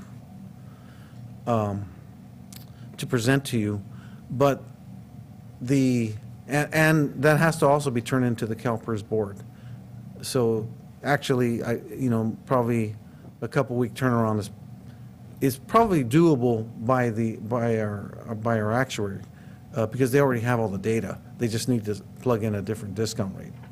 So Supervisor Munzer, those numbers will come so that we can make a decision based on the numbers that they give us and see if that fits into our Sure. budget. Do you have any other questions? Okay, thank you. Supervisor Botello? Well, I guess I kind of got confused again on this, because from what I was hearing from the presentation is that we're kind of moving in a status quo, and if that's the case, then it's 7.61. Thinking, and this might be a question to the CAO, as far as, you know, maybe they're already working on very preliminary numbers. What strategy are we using? Is it 7.28 or 7.61? And if it's not 7, if we can't, I thought we could still use 7.61 till 2017. No, that's, that's what I, expressed as the CalPERS is no longer offering that as an investment option. Okay, so that's off the table. That's off the table now. So we have to choose one of the 7.28 three. is the highest one. Yeah. And that's what you're using, or is that what you wanted to comment on? Yeah, so and Melinda probably can comment more. So this information came in, I guess, this morning or today or whenever for us. So 7.61 is what we had planned for. With that being said, I would suggest using strategy 1 because it frees up more operational funding for us. And when you actually look at the numbers from a funding perspective on this, again, we're about 67 or 60 there plus % funded if all would go as planned. I mean, obviously there's two different things that we're talking about, but this particular item we definitely need to have more operational funding available. We really do. We just need to opt for the highest one. So. That would be my recommendation. yeah, Obviously, and we need to look at the numbers. We need to evaluate what those numbers are and calculate those in. And that was exactly what my point was, is that we've been, just casual conversations with different staff people at our CEO. It was, I kind of anticipated that we were using 7.61 and going forward, and so and things are improving in the county with revenue-wise, but not that great. It's not that great, and hopefully that, there will be some more growth on our revenue ledger going forward, but this takes a little bite out of it going into our budget process. We're just coming out of the effects. We're still in the effects of the Great Recession, and it's we're barely getting off the mat, standing straight up, and but we have all these changes related to retirement and to OPEB. These transparency measures by the GASB that are increasing our costs considerably. So it makes it doubly hard to come out of this, recession, because our revenues are not increasing as fast as our costs, as we are now recognizing, our true costs. Yeah, and that's just why it's very clear to me that we have to use strategy 1 and be very careful about, a little earlier this morning, we had, different organizations having their hand out for more money, and we're not there yet. We're just not there. And we got to be very cautious about that as we put together our budget, because we have so many other critical needs before we add on to our commitments. So that's the warning I have, and it's very clear to me that I think we have to do strategy 1 already, but I'll wait for more information. Yeah, I agree with you, Supervisor Patello. Supervisor De La Cruz, did you have a question? Yeah, I was going to lobby that if we were going to do something, and we're bound by law, right, Joe, to do something? Well, in order to be in compliance with GASB 43 and 45 for OPEB, we have to, conduct a actuarial evaluation with one of the discount rates of which our irrevocable trust asset allocation strategy offers. And if we're not in compliance, then it just means a higher cost to borrow money. Well, if we're not in compliance, then we would currently have to disclose our liabilities on our balance sheets, which we've been trying to avoid by being in compliance with GASB 43 and 45. Okay. Yeah, under those circumstances, I too I was going to say for, strategy 1, 2. I mean, I look at it, Madam Chair, I look at it that we're talking about $120,000. Is that what we're talking about? Approximately. That's one position. Thank you. Yep. Okay. Any other comments? I'll take comments from the public. Marty Richmond?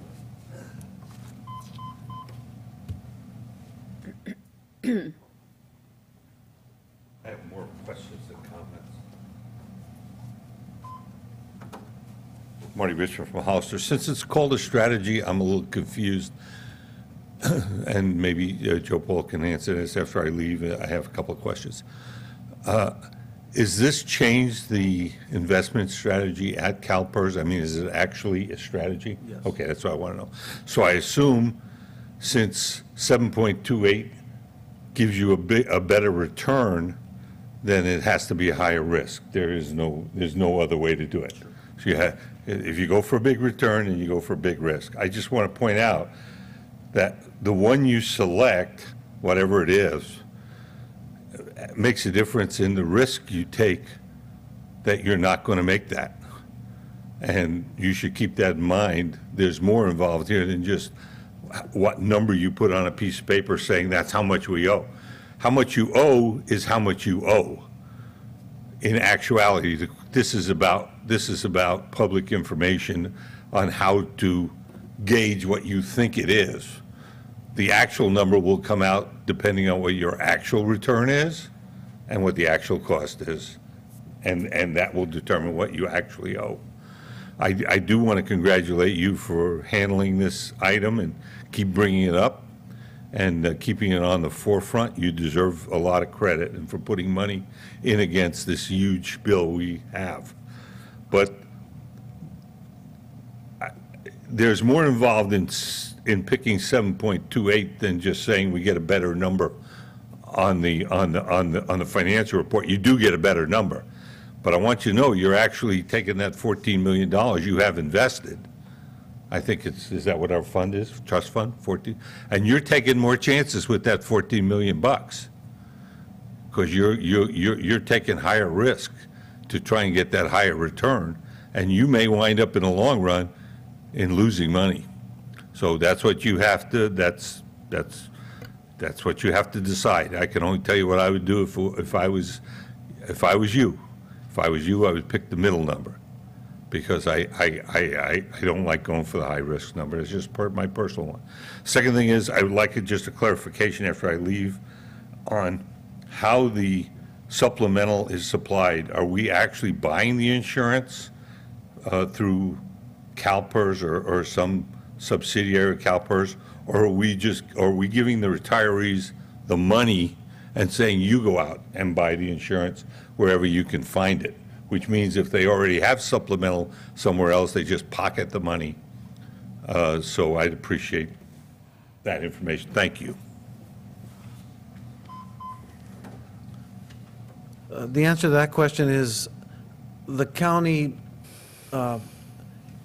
because the county offers its employees health insurance through CalPERS, it must also offer its retirees under the PEMCA law to retirees. So the Medicare supplement plans, health plans, are offered through CalPERS. Yes, CAO Espinosa? I would recommend at our next meeting to have some historicals on those investments, on those numbers, those percentages. I think over the last few years, the returns have been fine with the 7.61, and we could probably at least give us an idea. But I'm pretty sure we've been good with that. Yeah, that's a with great those idea. investments. But I think it'd be good to have that for your board at our next meeting. We won't be so scared in taking risks. Yeah, exactly. If we see those numbers that that doesn't mean they're going to stay, Right. but at least we have We a have some history to historical. compare. So we're okay. Joe, any other questions at this time? Joe Paul, thank you. And you can take a little break because I know you're going to do the next one. We're all going to take a little break. Okay. It's not always a happy thing to celebrate somebody leaving that you value so much, which is our clerk of the board. But we're going to have a little celebration, so we invite all of you to stay. We're going to probably take about 10 minutes and enjoy some refreshments. Actually, Madam Chair. This is something different, Melinda. Yes, Madam Chair, are we going to do this right now? we're going to do this right now. I have a little token away gift from actually my wife Angie and myself. I'd like to present to Denise. You may do this right now before we break. That would be great. Actually, it's from everybody from the board. He just failed to say that. She said thank you for the fudge. Oh, thank you. All right, so let's take a little break, and then we'll resume our regular meeting with item number 4. Okay, please stay and join us for some refreshments.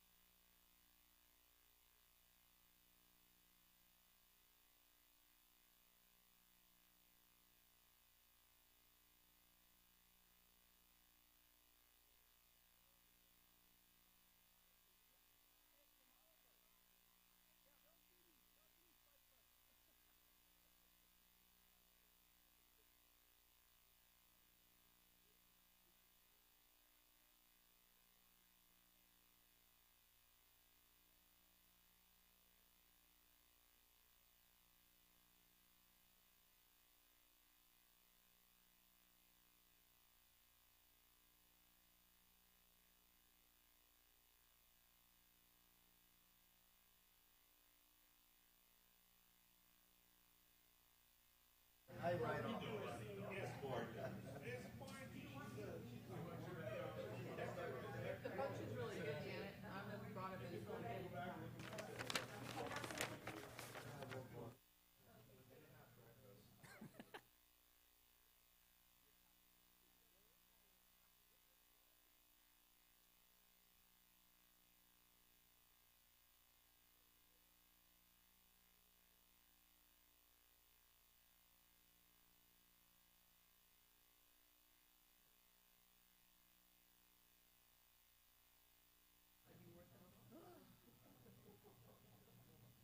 my mic is on.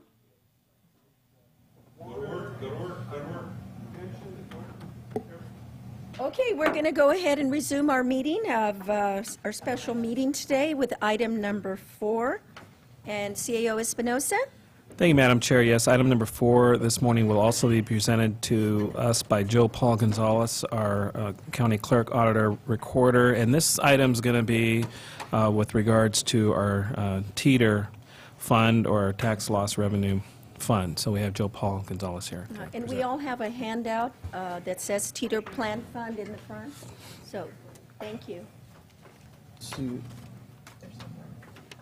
Oh, there is? Okay, good, thank you. Okay, Madam Chair, Board of Supervisors. The last year, around this time, actually it was in May of last year, I was here before you and gave you a kind of a detailed presentation concerning the Teeter Fund. This year, I'm not going to do that. I'm just simply going to give you kind of an update of where we're at with the Teeter Fund. As you know, the Teeter Funds, the purpose of the Teeter Fund is to keep, is to buy receivable, property tax receivables from, from the county, from the schools, from the special districts and cities. We buy those property tax receivables. People have not paid their taxes. We buy those in the Teeter Fund. And then when we hold those and we charge a rate of 18% on top of that.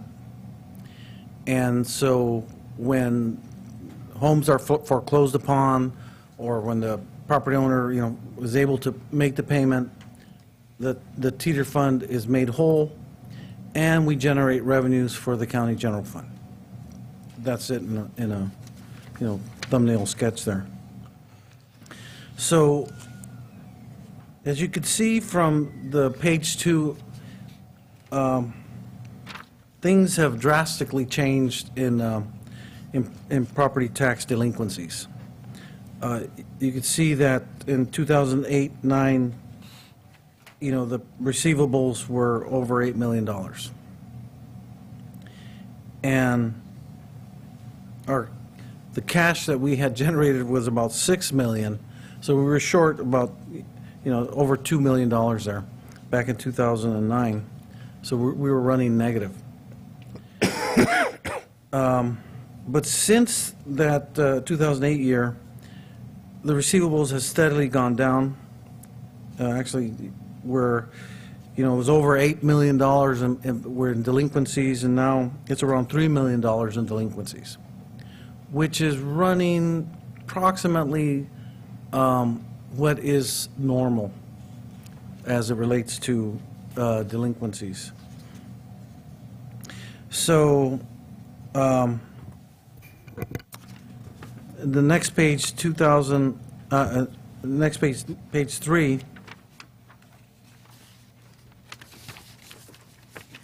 So we had estimated last year in May that about $1 million in assessment buyouts was going to be, we thought we were going to have to buy, and it actually came in at almost $900,000. Our cash needs for our Teeter Loss Reserve Fund is still calculated at $300,000. On page 4, the Teeter has historically generated about $400,000 a year in revenue for the county's general fund, general purpose revenues. As of April of this year, the fund has about $7 million. These are all generated internally from, from the bank. The teeter is really a bank.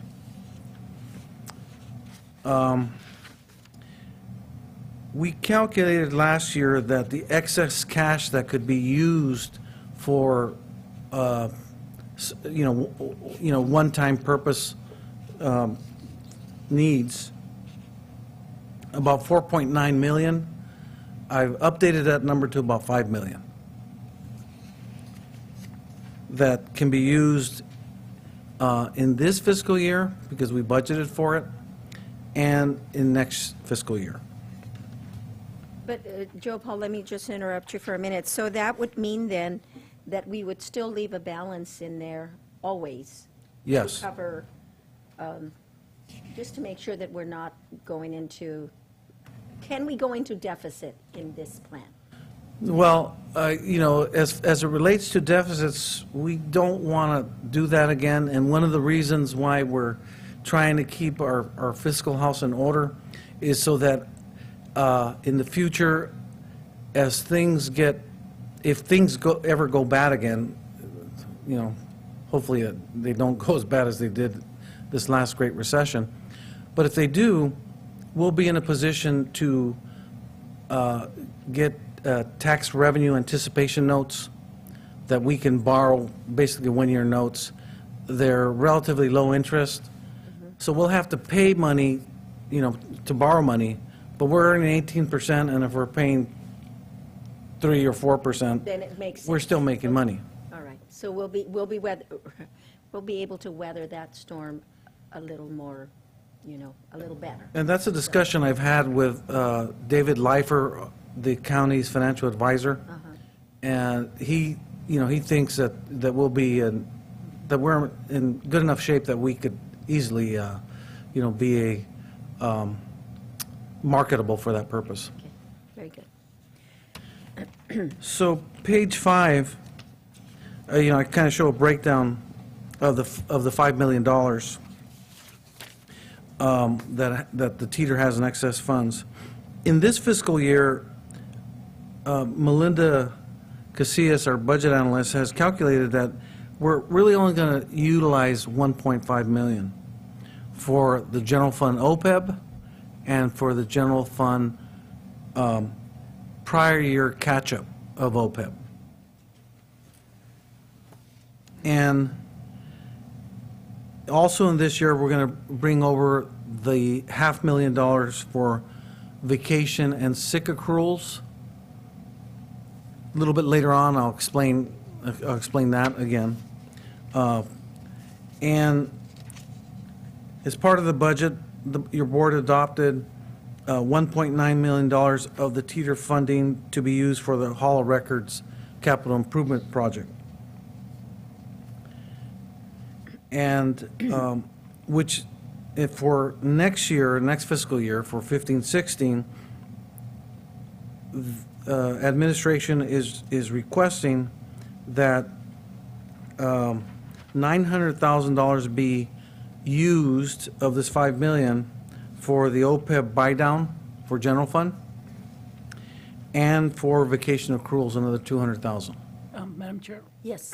Joe, the 200,000 vacation accruals, is that just general fund positions? Yes. Just general fund.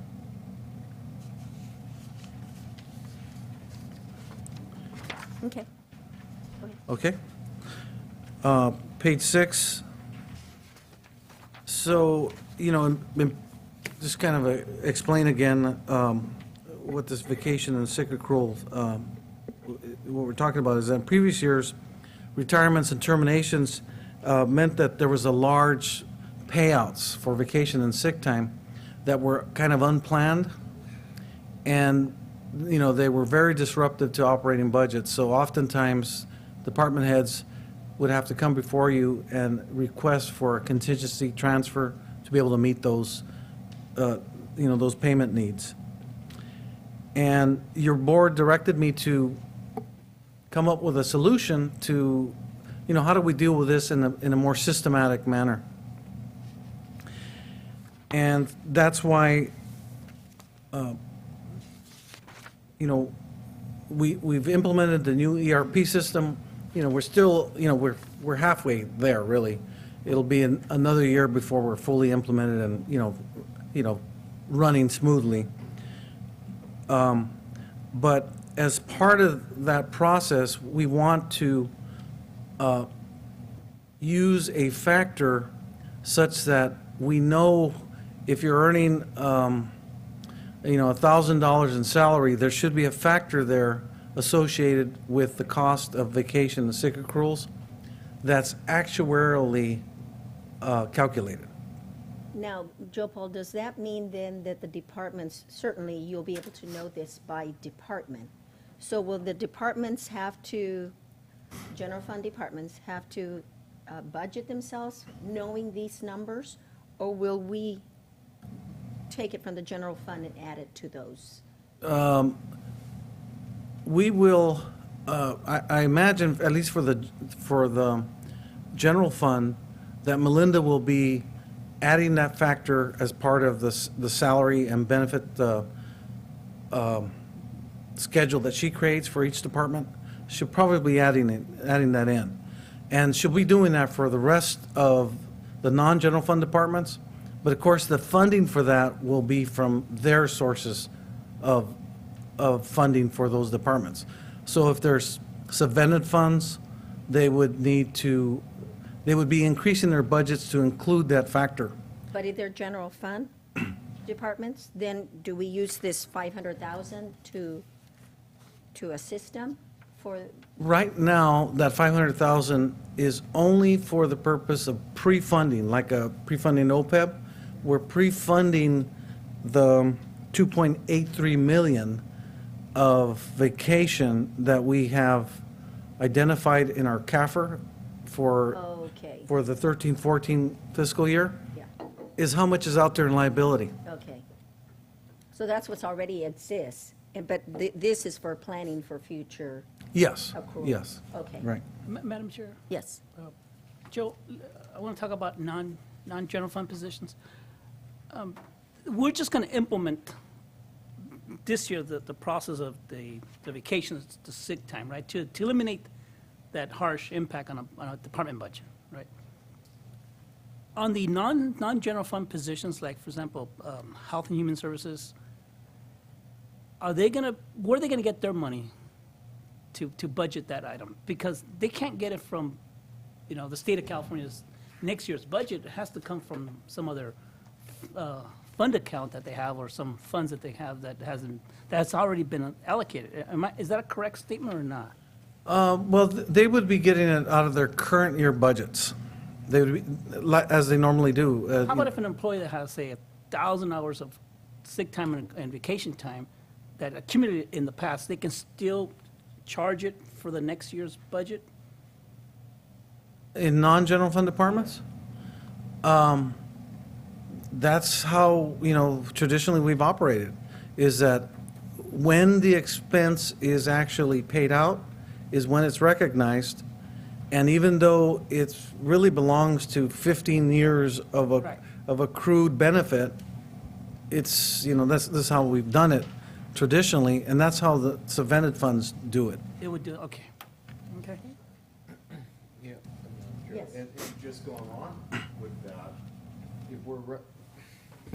if we're recognizing, because in my mind, it's a cost. It's the same as medical expenditures. It's a part of the salary structure. That needs to be somehow banked away, where when that person utilizes those hours and gets paid for them, they get paid. Yeah. Whether they're at work or when they cash out at retirement. Well, one of the, the reason why we need an actuary to calculate this is because some people use every bit of their vacation and don't have, anything to pay out upon retirement. And that's a sick time as well. But even when they go on vacation, whether they use it now, say you accumulate, if someone accumulates an hour, they're not working, but we're still paying that on their paycheck. Yeah, but that's part of their salary. Right. That the board adopts. That's- What I'm talking about here is what is over and above salary that gets accrued as a benefit that isn't funded. As long as you're recognizing it all and we know what the total is. We do know, yeah. Are you still on 6, Joe? Yeah, page 6, item number 3, the point number 3 there. So $500,000 will be brought in this fiscal year to pre-fund general fund vacation and sick accrual liabilities. And actually, in next fiscal year, 15-16, that's a misprint there. An additional $200,000 is requested from the teeter fund for this pre-funding. And that should be 15-16, not Yes. 14-15, you said? Right, Okay. yes.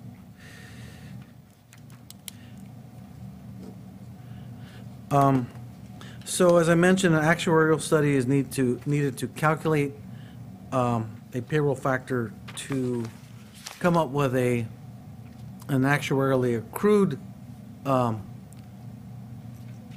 ARC payment, you might want to say, for vacation and sick accruals.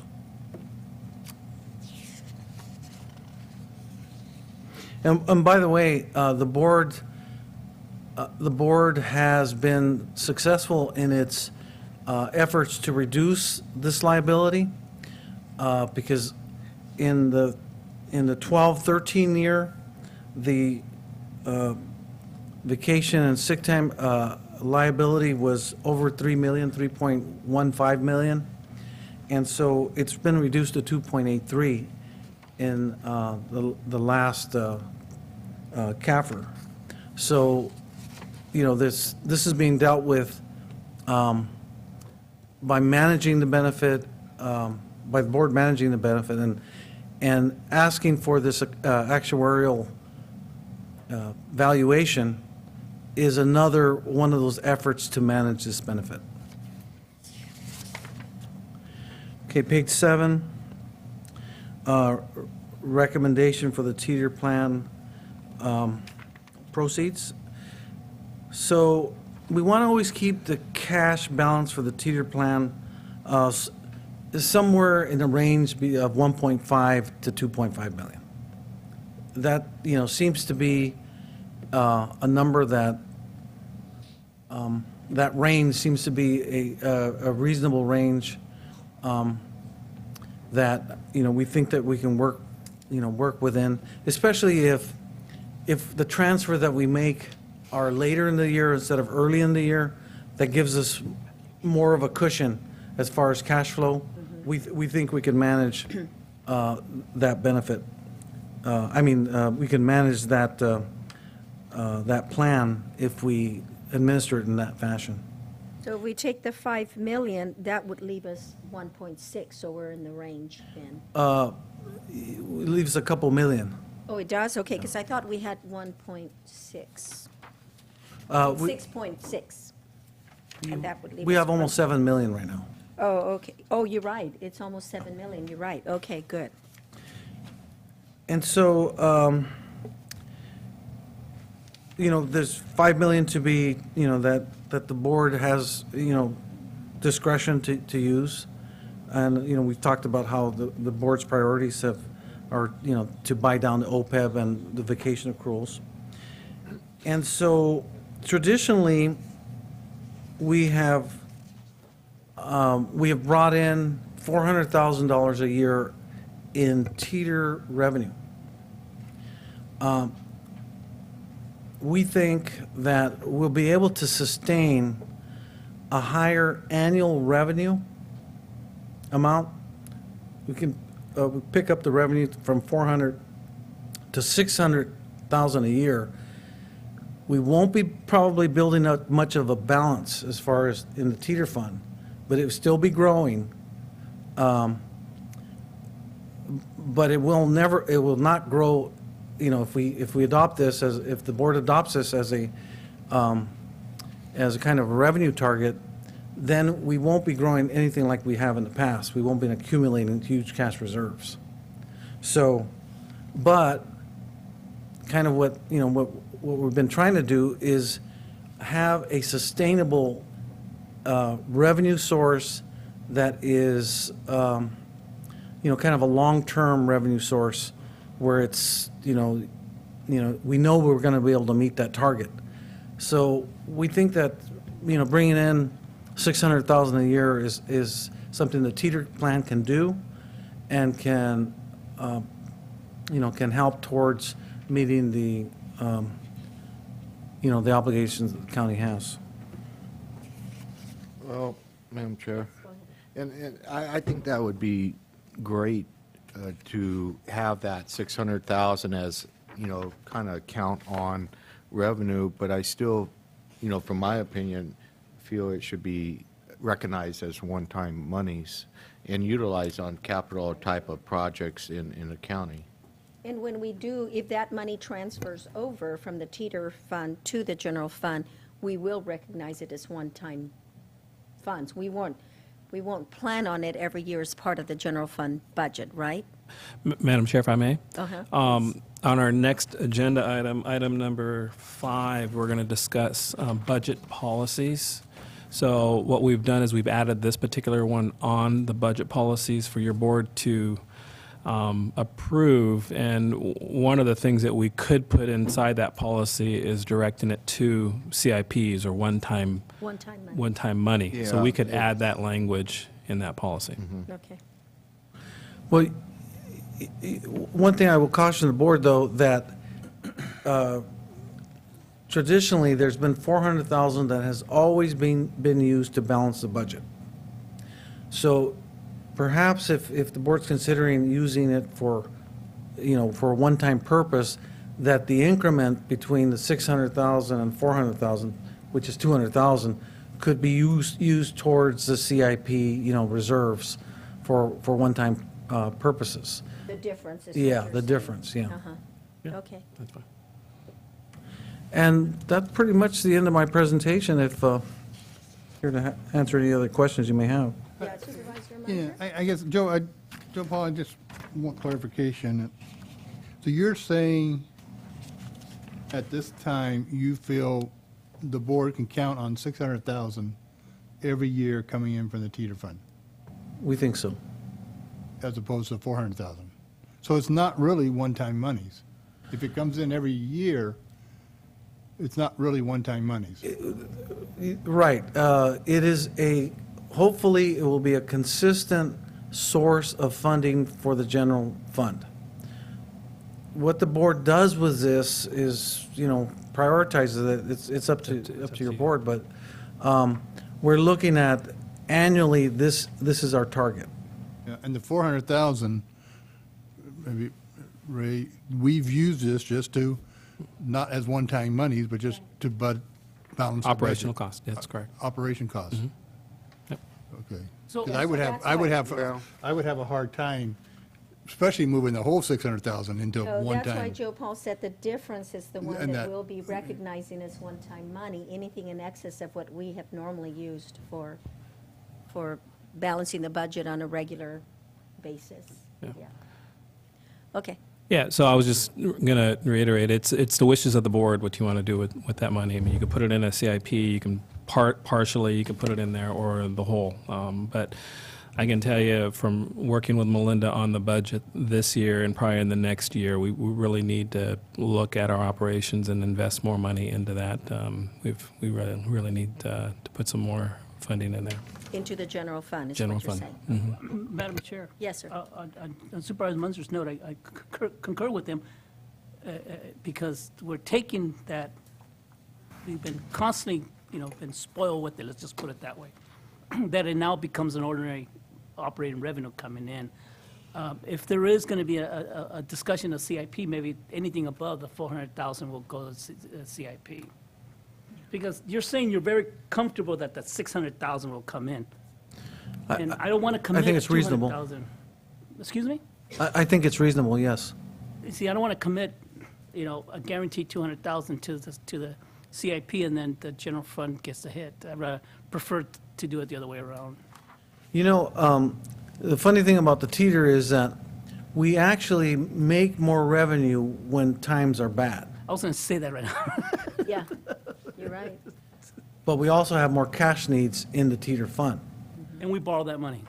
But we can borrow that money with with the tax revenue anticipation notes, or, we can borrow from the pool, which is, the treasury pool, which is also an option. Supervisor Patella?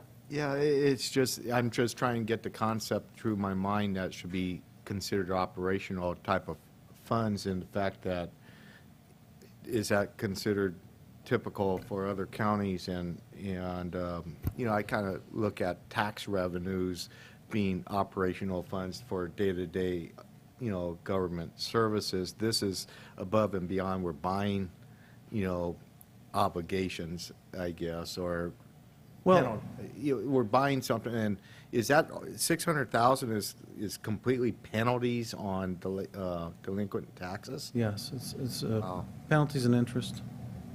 I try to pay my taxes on time, but it's a lot of money, and that's fine. However, the board wants to go forward with it. It's just that I think that tax revenue, normal tax revenue to the county is the way we should operate, and that this could be built up as reserves. We're still catching up on OPEB, which we're using a big chunk of right now, and we have a long ways to go to do that, and maybe that's an emphasis for the 400,000 until we get caught up. And I think which that will it'll be generations. You're Yeah. absolutely right, and I think the CAO said that's what the board policies, we can identify how we want to identify those dollars, and whether we're going to use them as part of the general fund or the excess that we're maybe identifying now from 400 to 600,000. We'll figure it out as we move through these policies. Right, because I want to keep in mind, some of our capital improvement projects, whether it's the jail or the Hall of Records, which I don't think 2 million covers what we envision at the Hall of Records, and a couple other things that we're working on. Okay. All right. Joe Paul, thank you. All right, thank you. That's a lot of work, and I thank you for all that information. Anybody from the public would like to speak on this item? Okay, we'll move on. Any other questions from the board? No. We'll move on to item number 5. CAO Espinosa? Thank you, Madam Chair. Yes, this is our last agenda this morning for our special board meeting. We're going to go ahead and do what we've been doing similarly at our prior years, is to talk a little bit about timeline as well as budget policies. What I'm going to do is first open it up with the timeline, and then I'll pass it on to Melinda for the budget policies. So let's go ahead and go to page 12 on our agenda on the fiscal year 15-16 tentative budget timeline. This is kind of what we've been using so far. We did mention this and talk to you a little bit during the board retreat about this. We've already had gone through most of the first 8 items. Today, the 8th item, it's the special board meeting. We've had quite a few conversations with the department heads with regards to the budget, their needs, their wants in some cases, and we've scrutinized that, and Melinda's been gracious enough to look at different scenarios and different options. So we have quite a bit more work to do, but Melinda is getting close, and hopefully we'll have something more or less wrapped up in the next week or 2. So the plan is to go to item number 10, which is going to be our next special budget meeting, and that'll be May 26th, 2015. And by the way, with item 9, there is no plans to have any layoffs. I just wanted to make sure the board is aware of that. But with that being said, we do have a tight budget this year, again, unfortunately. But with item number 10, I wanted to give the board kind of a highlight of what's going to be on the agenda. We're going to have the adoption of the policies. So today we'll introduce those policies. We'll talk about it. Whatever your board wishes to go with those policies, then we'll bring it back to the board on in May for adoption. We're going to talk a little bit more about vacancy budgeting and how we're looking at that and how that will be achieved if we decide to go that direction with the budget. We also will be looking at the budget from an overall perspective. So what our plan is to bring a balanced budget to your board May 26th. So I've encouraged all department heads and key financial staff to be in attendance at that meeting. Because we're really going to kind of iron that out. If there's any wishes of your board, any changes or amendments to what's presented, I encourage a healthy conversation during that time. We're going to talk a little bit about staffing levels, in particular, the conversational point over the last 6 months or so have been the sheriff's office, the deputies, and other key staff, accounting staff, so on and so forth. So we're gonna bring that back to your board, talk about the possibility of increased staff or keeping things status quo, depending on where we're at financially. We're also going to bring your board an update with regards to ERAFT.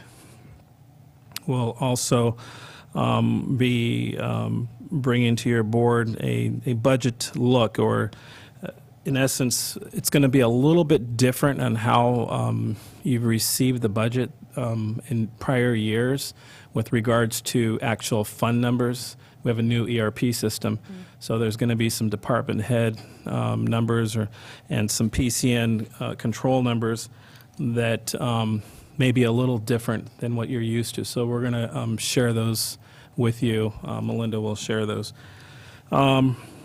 As well as, so those are the items of conversation for May 26th.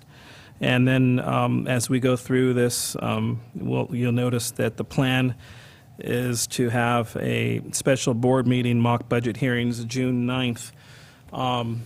Depending on where we're at in May, which I think will be pretty far along, I think the plan will be to just have a mock hearing on June 2nd after our normal board meeting. And again, that's going to be dependent upon how much is on the board. I'm hoping to have department heads try to bring most of their items before the June 2nd meeting, so then that way we'll be able to meet in the afternoon and just kind of review that. So I've also encouraged the department heads to be in attendance in the afternoon as well. There's a question mark on June the 9th. I would reserve that day. Reserve it anyway. Reserve it anyways, but the intent is to have it, the special meeting or the mock. In the afternoon of our June 2nd. That's correct. And then we have June 15th as our budget hearings. And at the end of the budget hearings, like we did last year, we'll go through the adoption process. So that way we can move forward with hiring new employees if that is the case for some offices. So with that being said, it's pretty straightforward. It's similar to what we've had in years past. And so that's it. As well as one other item on here is during the budget hearing, the plan is to be the same with regards to consent, regular agenda items. So we'll have most of the subvented departments under consent like we've had in years past, last 2 years, and then most of the general fund departments will be on the regular agenda. Okay? So with that being said, I can pass this on to Melinda, and she'll talk a little bit more about budget policies. Okay, so the next item that we wanted to review with you was regarding budget policies. It's a guideline for the board to also let our office and the department heads know what we're looking at as far as when we're putting together the budget, the different scenarios that we're looking at. Basically, I took last year's adopted budget policies, and they're all the same as they were last year. There's a couple of items that we added to it. The wording of the new items is in bold letters. So we can either read through all of these policies, or we could just highlight the differences. Let me start with that, and if we want to go back and look at the individual policies items, that's fine. Closer to the bottom of page 1, the third item up, has to do with the unfunded vacation and sick liabilities that Joe Paul just spoke to you about in his previous item. And we added in there that we would like to authorize the auditor to have an actuarial performed so that we can assist with the implementation of this concept. Again, we've been working with kind of a 4% charge to all the departments, but we don't really know if that's a good number or if it should be a higher number or a lower number. And so we felt that an actuarial would benefit us in putting together that number. Okay, go ahead. Would the actuarial be done in-house, or is it outside consultants that have to do it? We have a consultant that we work with to do the actuarial. Most of the information, they probably already have a lot of the information. No, they don't have information for that. So this would require us getting together the information. We provide all the information to them, and it usually takes them a couple of months to turn around that report. We're going to go with the same strategy that we have this year, but for next year, we're looking at having that actuarial done. So it's not quite as simple as getting the list of employees and how many hours that they're owed and multiplying that out by their base hourly salary? Can I be hired as the consultant? Sure. We have some future employees, some past employees, when people are going to retire, that kind of thing. But we are, as Joe Paul talked about in the prior fund, we should now have, we currently have $500,000, or we started out the fund with $500 this year, and we want to add $200,000 for the general fund. That seems like a lot, $700,000, but we had we probably have at least $100,000 just in the general fund of employees that retired this year that we're going to have to use some of that money from. So we at least have a reserve going. And in order to properly address it, we feel that we need better than just we did that. We kind of came up with what we have and kind of how much people are using or not using, and that's where we in-house came up with a 4% cost. I've been harping on it right along since the entire time I've been on this board. I think Supervisor De La Cruz, along with me, is knowing that number and taking the surprise out of it, the unbudgeted portion out of it, out of the equation when somebody retires. And so, it's important to know, do we have any idea how much it's a cost to hire the consultant? Yeah, I don't think it would be more than $5,000 to put an actuarial together. Well, that's probably money well spent just even for audit purposes. Okay, thank you. Okay. Any other questions? Okay, go ahead, Melinda. Okay. At the top of the second page, we were suggesting that a policy your board approved in the fiscal year 14-15 to transfer the landfill reserves over to the general fund, and we would like your approval in moving that into a rainy day reserve, and that way that money is set aside to only be used for rainy day purposes, not to just bring it into the general fund, general reserves. Madam Chair. Yes. I have no problem, but I mean, maybe I'm wrong. Maybe I was just talking to myself. But I remember we were having some discussions that the good portion of it was going to go to reserves, and some of those funds were going to, use on operating or one-time projects expenditures. So I can't support that policy. Maybe after, maybe after we go through this budget process, in May, June, and then if the whole board says, yeah, we're going to go in that direction, put it all in rainy day reserve. But I do remember that there were some discussions that we were going to use it for some money, not the entire money for operating, unless I'm wrong. No, you did hear right, Supervisor De La Cruz, and I think it was Supervisor Bunzer, both of you, and Supervisor Botello and myself, that because of the difference, we're used to budgeting about 400,000, and because it's increased possibly to 600,000, do we take that 200,000 and put it into the general fund, or do we identify that for something else? This is the land. Two different This is things. landfill. Oh, you're talking about the landfill, not the Landfill. teeter fund. Yeah. Okay, Landfill. Right. okay. Teeter's different. The That's landfill. right, it is different, and I thought that's what you were talking about. CAO Espinosa? Yeah, last year, your board did approve the transfer to the general fund. With the concept, and that was part of the agreement, was to be in reserves. It was to really to hold it, not use it for I don't know how many years. So it was reserves, I guess, with the caveat of being able to use it in the general fund. What we're requesting is kind of putting it aside, similar, just as a rainy day fund. If there's an emergency of some sort or something occurs, we have that available. So that was my recollection of what was done at our prior. It was during the budget hearings last year in 2014.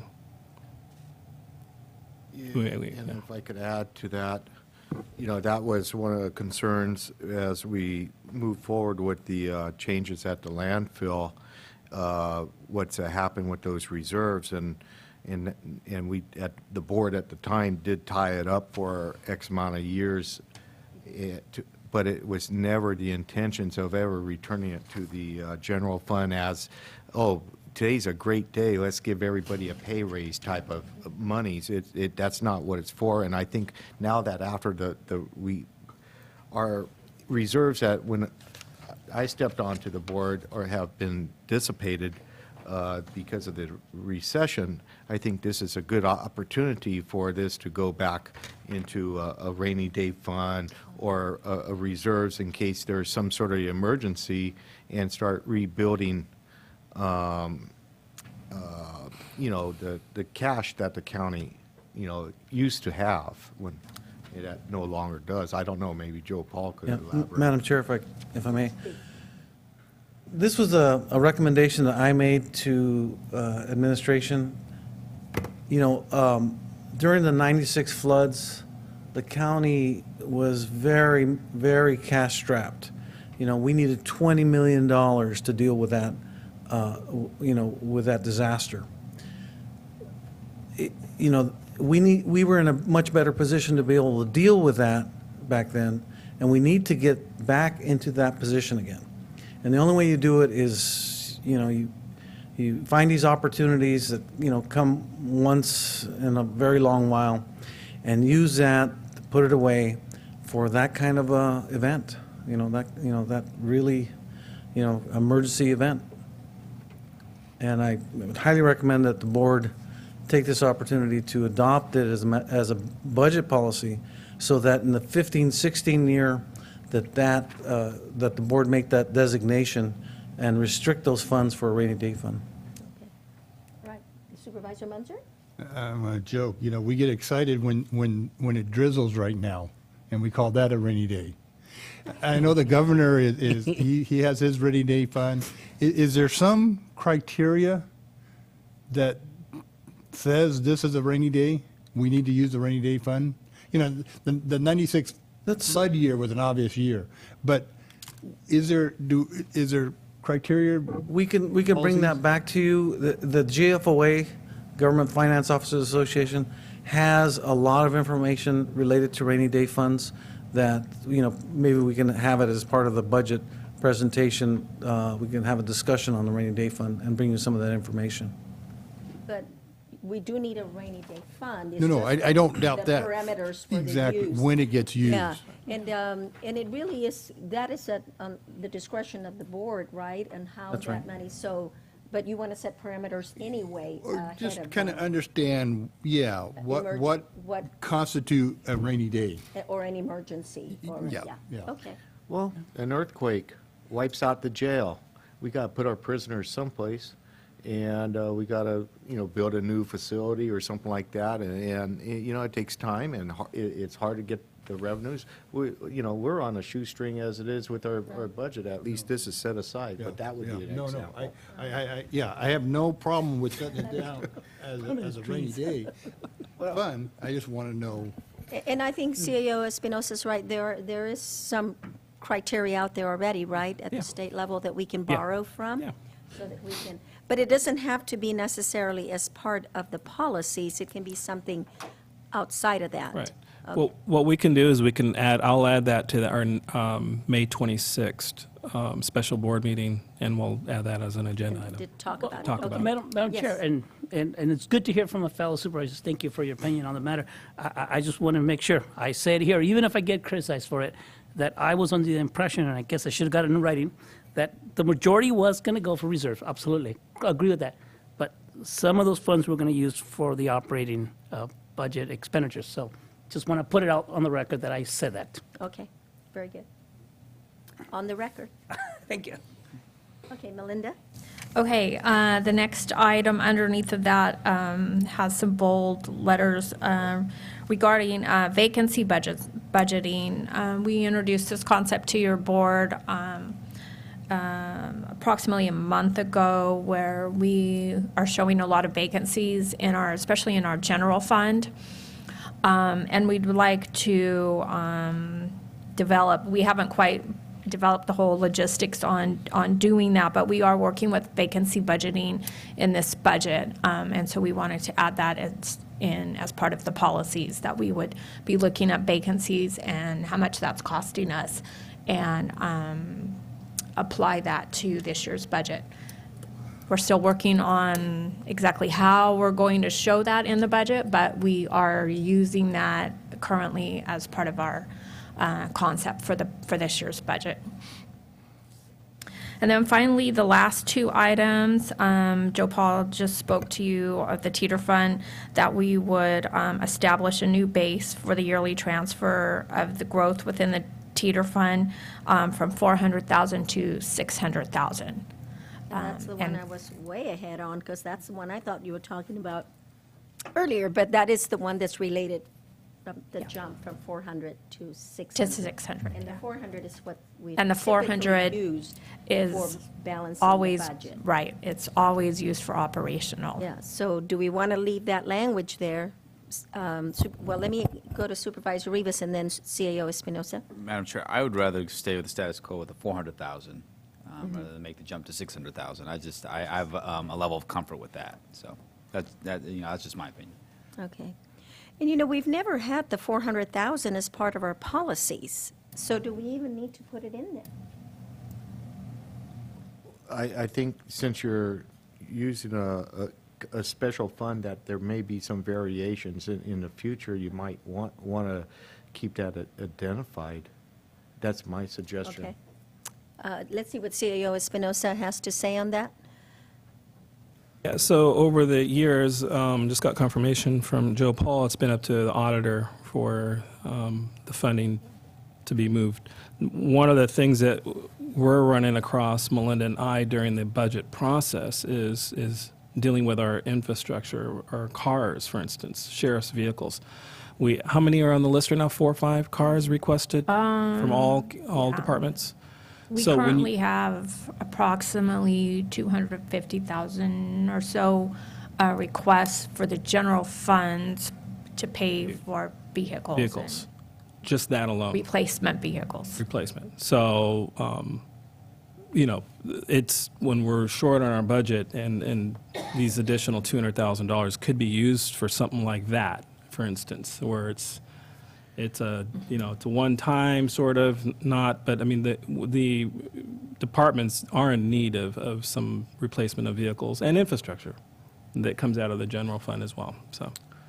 Madam Chair, I guess I'll refresh my position is keep it at 400, which I support Supervisor Rivas, and then the $200,000, use it for those one-time CIP projects. Just a thought. Up to the board. Ray, you introduced this right now. The request for new patrol cars, is that a high request, a low request? Are we in line with other counties?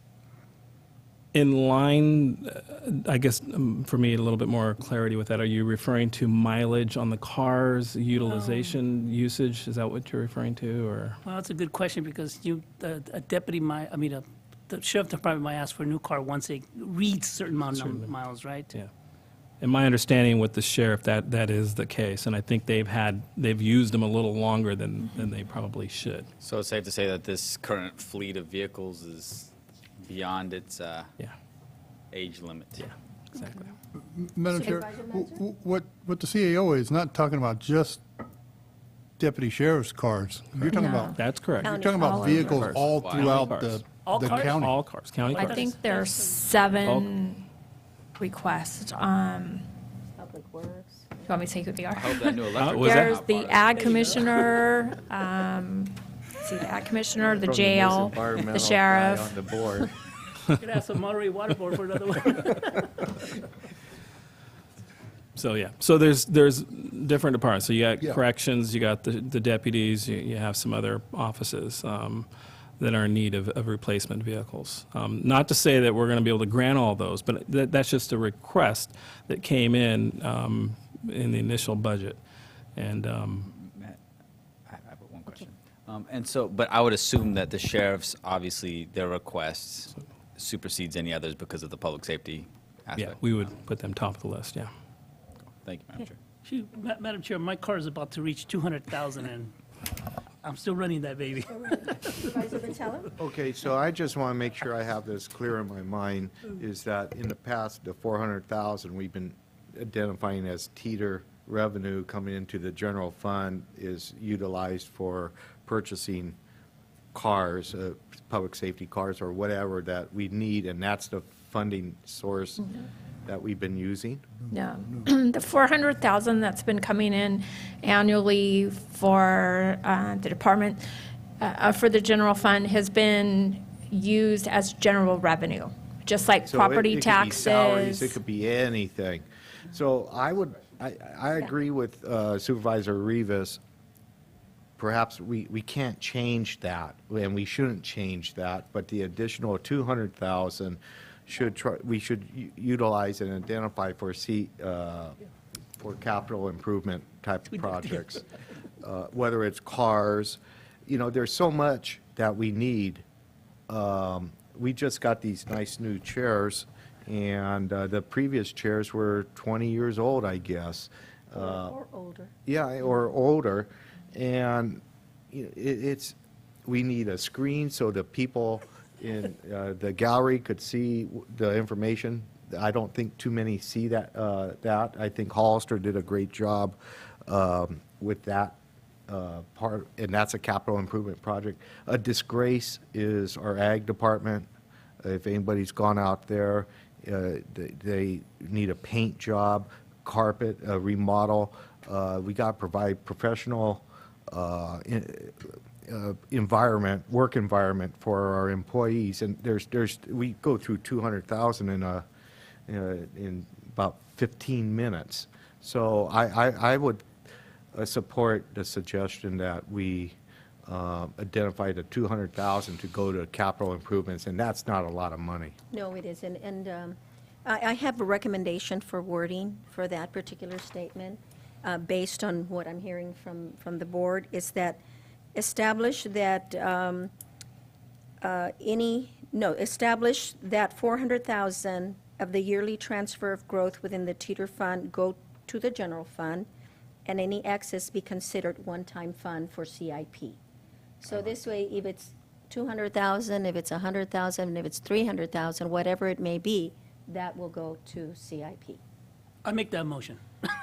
I mean, it's just a recommendation, but what I can do is I can get together, knowing the wishes of the board, get together with Melinda and word that so that it appears with the wishes of the board.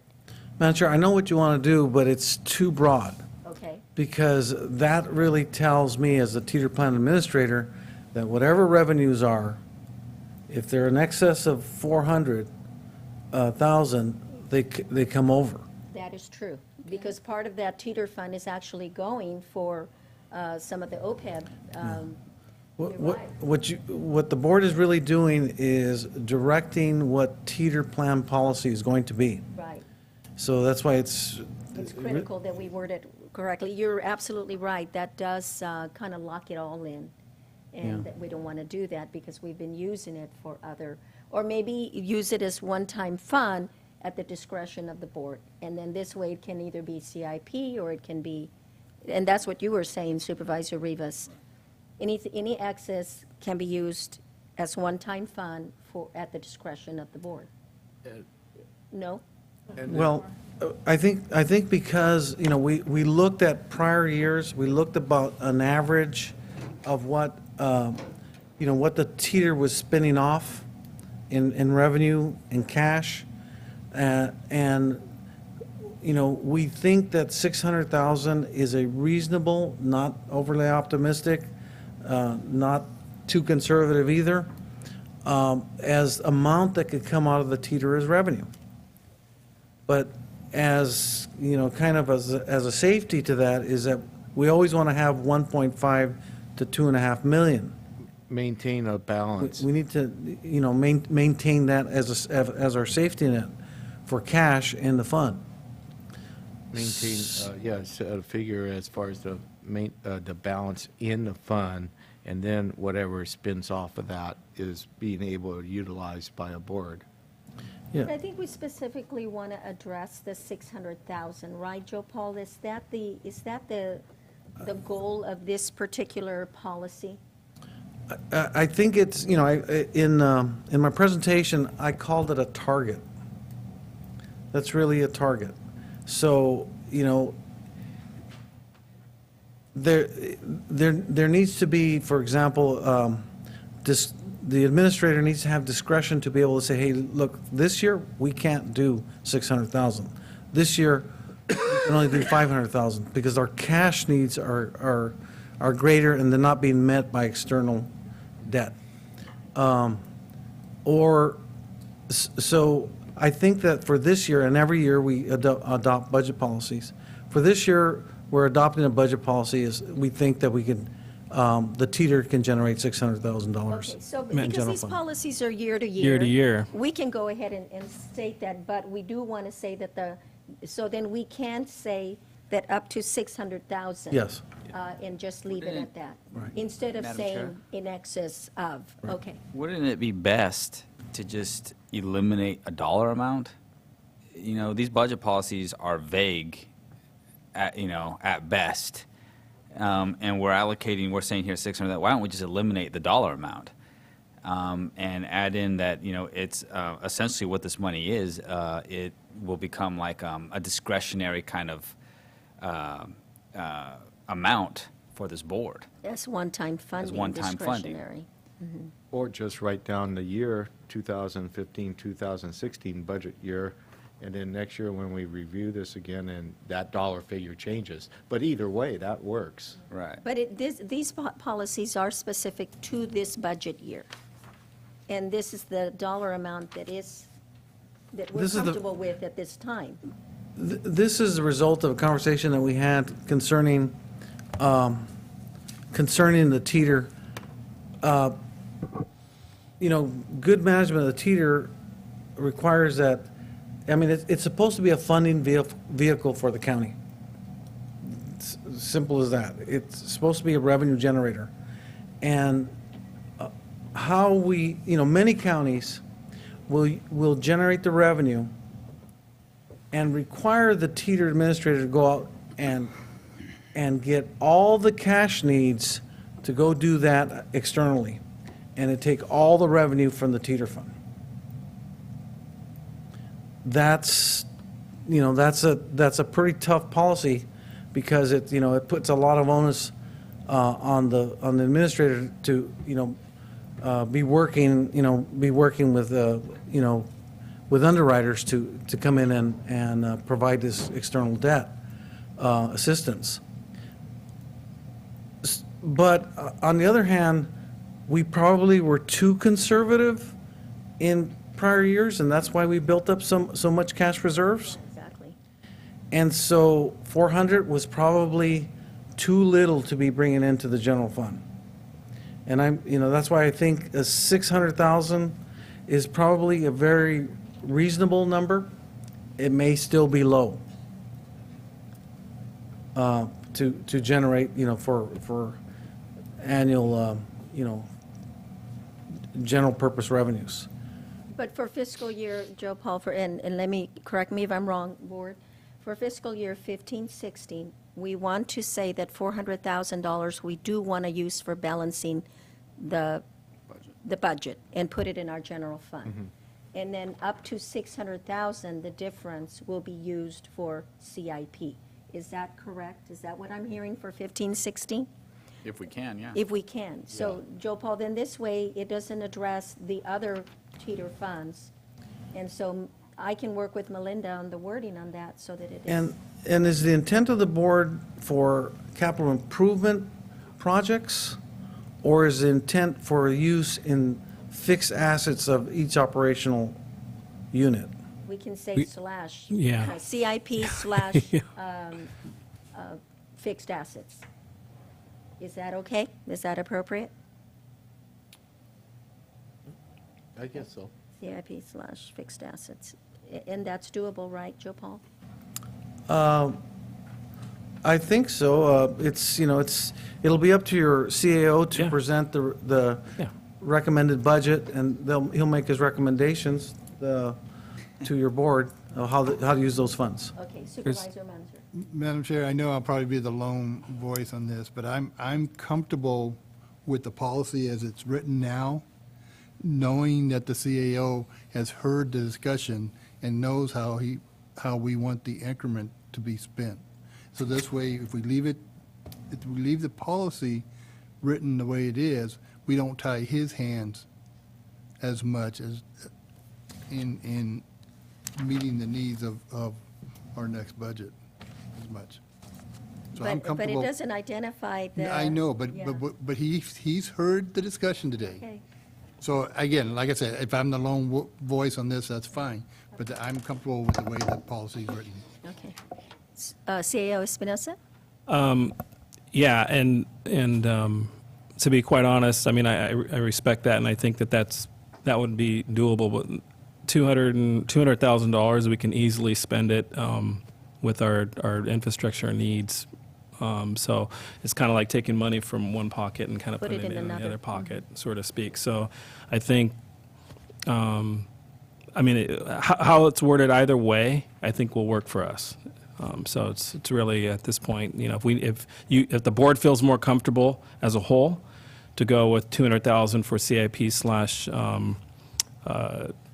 equipment needs or whatever, infrastructure needs that we need, vehicles, or so on and so forth, then I think that, if they feel more comfortable, that's doable. We can word it accordingly. We can Okay, and we can address it that. sounds to me that is what I'm hearing. Supervisor Botello, is that the direction we'd like to go?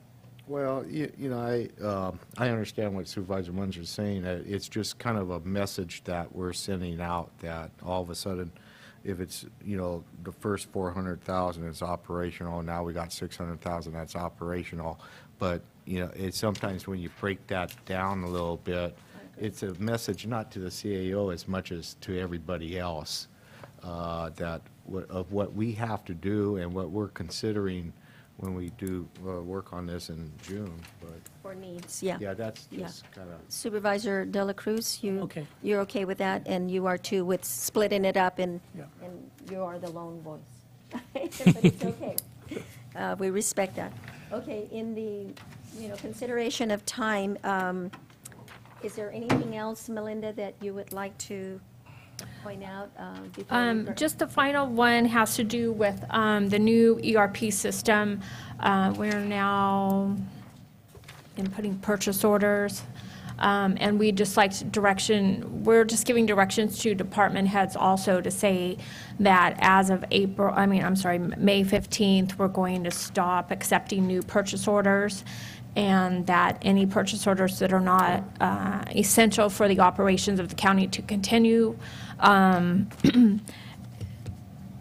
into July, we're going to stop those purchases against those POs. It's more of an accounting ERP strategy. Okay. Any questions or comments regarding that? I don't have no comments regarding that. But I do have a question about the contingency of at least 3%. Is that enough?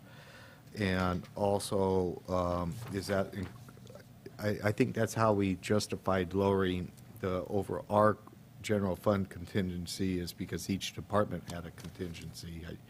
And is 3% still a number that turned out okay, or it seems low to me?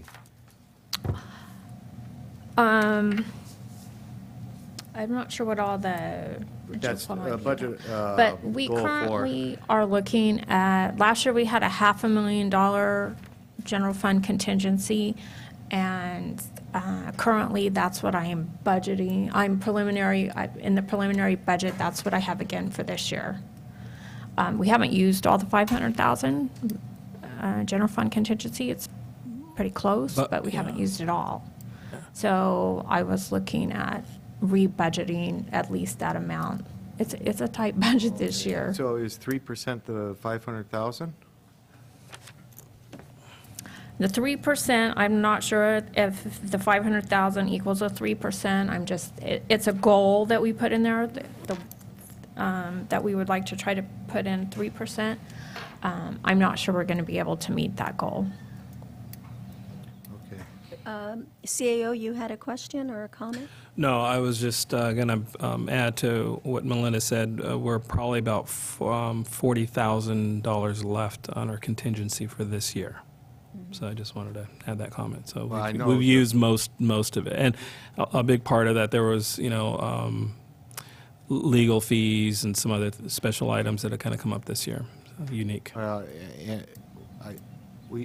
seen it as high as 2 million, I mean? Yeah, 2 million. 2 million. And typically $1 million, and I think 500,000 is pretty tight. And that's something that I think, if you want to work on to see if we can bump that up a little bit more, I think that's probably something that I would suggest. Madam Chair, how about if we leave that alone for right now, and then we start going to the budget process, that will motivate us to see how we want to do our budget process, because the end result will be how much of we have in the contingency account. Because it's a goal, it doesn't say that it will be, but that it's a goal to have. So I think it's flexible enough that it can go up or down. Yeah. We'd really like not to go down from that amount. It's a tight budget, but right now that 500,000 is in that contingency, and preliminarily putting together the budget. And as far as all the other statements and what I would like to do is there's some wordsmithing that needs to happen. Okay. And it doesn't change the meaning, but in order for it to be consistent as a statement to go with the others, I'd like to work with you, Melinda, if I have the consensus of the board, just to work on the wording with the same meaning at the end. So, okay, that's fine. All right. Comments from the public before we adjourn? Any other comments from the board, questions? Okay, I think we are done. So I'll entertain a motion to adjourn. Second. Okay, our meeting is adjourned. Thank you so much.